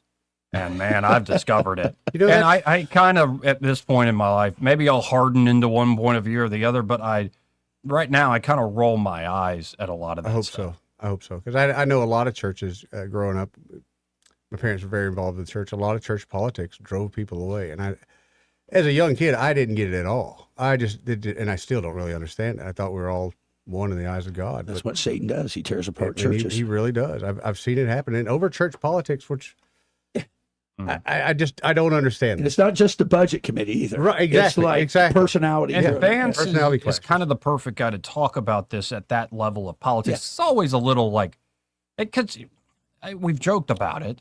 Everybody running for office in Alabama is going to talk about Jesus. Oh, yeah. Oh, yeah. To some degree. And I guns. think the vast majority of them actually mean it. But because everybody says it, it means you're kind of like, well, like, it's not like I go to church with you on Sundays or whatever. But then when you get somebody like a Vance, his story's complicated. Yeah. His family's complicated. And I think that reflects a broader America that's very complicated. When you say complicated, it's very familiar to me. It's not. It's very simple. Well, Actually, when you break right, it down, it's what we are. Well, that's the thing. Yeah, yeah. America right now, and especially in terms of our faith identity, is complicated. You could Yeah. say broadly Christian, but like defining what that means as you head into further and further into the 21st century, it's going to be quite something to behold. And I think somebody like that, with that sort of platform, instead of coming at it like I was born and raised Baptist or cradle Catholic, like from the beginning and I never left, Right. And this is my point of view. There's something to be said about that.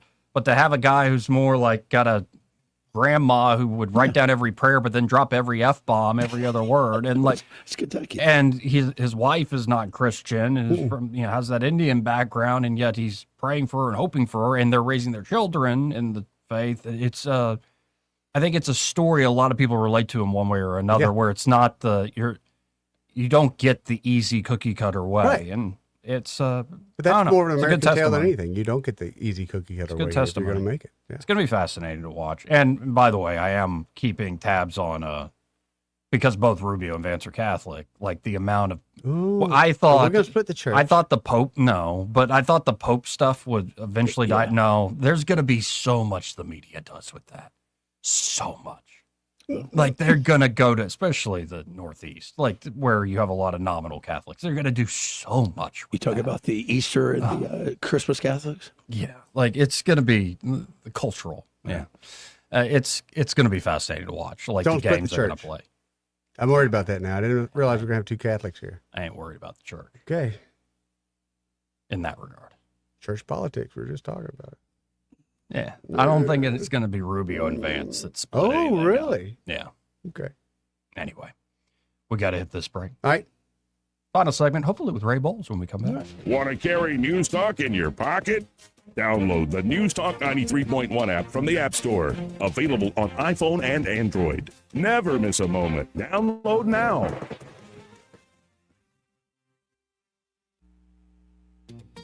At Sweet Creek Farm Market in Pike Road, you'll find farm fresh, locally grown produce all season long.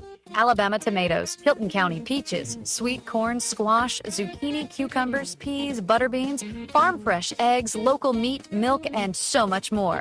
Many of the fruits and vegetables come straight from Sweet Creek Farm's own fields. Visit Sweet Creek Farm Market today, just south of Montgomery on Highway 231. Remember, buy fresh, buy local, buy Sweet Creek Farms. Hi, this is Jeff Mallinson with Georgia Floors Direct, and I want to talk to you about Blue Water Broadcast and how they've helped my business spread the word. As every small business owner, I have to look at my advertising dollars carefully, and Blue Water Broadcast helps me get the most for every dollar I spend. I'm so glad to be a part of Blue Water Broadcasting and what they bring to Montgomery. Our advertisers are our biggest advocates. Call us to find out how radio can increase your bottom line. Blue Water Broadcasting. Local folks helping local business. This hour of News and Views is brought to you by our good friends at Cole Plumbing, 279-8919. Cole Plumbing is number one in the number two business. You don't have to dig a hole. They have proprietary pipelining technology. Ask them about their tankless water heaters. Remember, when you have trouble with your bowl, call on Cole. We get Montgomery talking 24 hours a day. The River Region's most trusted voice. News Talk 93.1 FM, WACV.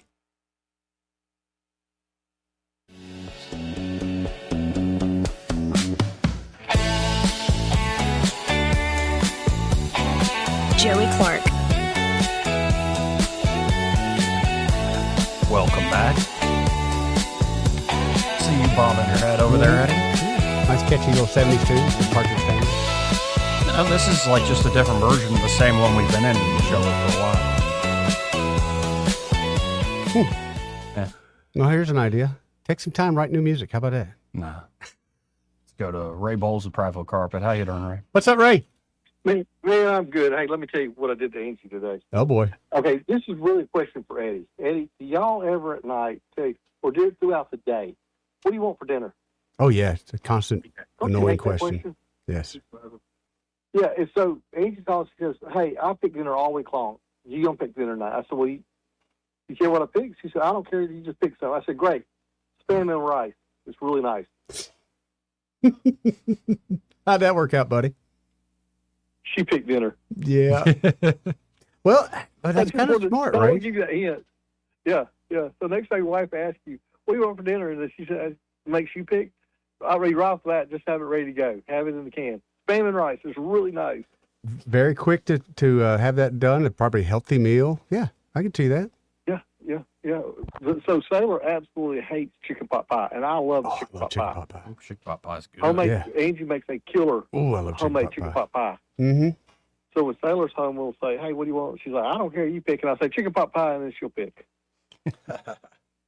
I find the things they dislike the most in life, and that's what I pick, and then I'm off the hook. Yes. But hey, if you Well, when you're my off wife for a sticks to floor, me you like can't that, I'll tell her, hey, let's get some turkey loaf, which is the grossest thing. It's like a meatloaf, but it's turkey. Yeah. Yeah. It's tasty, but it looks meatloaf that's turkey. I love some meatloaf. I'm gonna have to try that turkey loaf. See, Angie It's a put barbecue sauce on hers. Yeah, it's frozen. It cooks like 4 hours. It's delicious. Just don't look at it. It's tasty though. I'm gonna have to try that one day. You won't be disappointed, I promise, Ray. And Angie cooks such fabulous meals that I'm like, I can't pick. You pick. I'm busy. I'm thinking about all these floors that we're selling. We've got such great pricing. The store's wrapped up. I can't think about that in this. So, yeah, anytime I just got to yell something like spam and then move on. Eventually they'll stop asking you, right? Eventually, yeah. Yeah, I'll just get home and there's food for me like a magic trick. It's wonderful. Long for those days.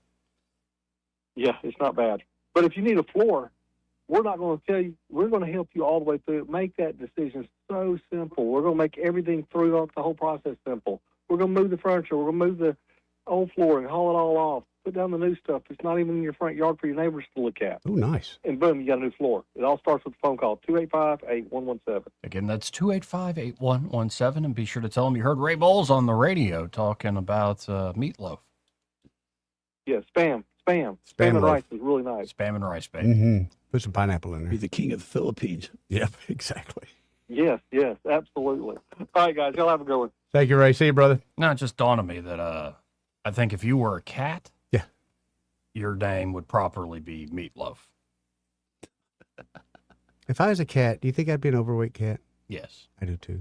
Yeah, you'd be one of those ones that's constantly hitting the bowl on the floor. Yep. Oh, yeah, I'd be letting them know. Which my cat has started that. Instead of hitting the bowl, at 7:40 in the morning, she jumps onto my face and then runs off the bed. That's her way of saying, get up, fat boy, it's time to eat. Mm-hmm. Yeah, not a big fan of that. She's got claws. No, I don't know. It just dawned on me that if you were a cat, your name would be Meatloaf. That's funny. Meatloaf. Anyway, Don't let your meatloaf. On that note, do we learn anything today? Anything at all? I got some new. No, these are all my real estate stuff. Nope. The Tunisian way. Let that sink in for a minute. Let that sink in for a minute. I'm ready to talk. Me too. I was like, I don't know. I'm a strong dude, but I think that'd break me right there. All you had to do was just yell at me in Arabic and I'll talk. Like, it wasn't the sewage. It was the pork. Right. It was the pork. See? Now I'm so confused. You're going to give me bacon? I like that. Now I'm shutting my mouth. Give me more bacon. Anyway, y'all stay tuned. Happy hours next. Broadcasting from the Riverside Chevrolet Master Control Center, this is WACV Cusana, News Talk 93.1 FM. When it's Chevy, it's Riverside. With SRN News, I'm Bob Agnew in Washington. Venezuelan leader Delcy Rodriguez says the earthquake death toll has surpassed 580 now, with close to 3,000 injured. Many Venezuelans are taking the search for missing loved ones into their own hands in the aftermath of the back-to-back quakes. Many of them complained today also they had not seen state rescue teams, despite authorities projecting an image of a robust government response. The U.S. says it's helping out using the U.S. State Department and the Pentagon working together to supply some funds for the recovery effort. The chief of the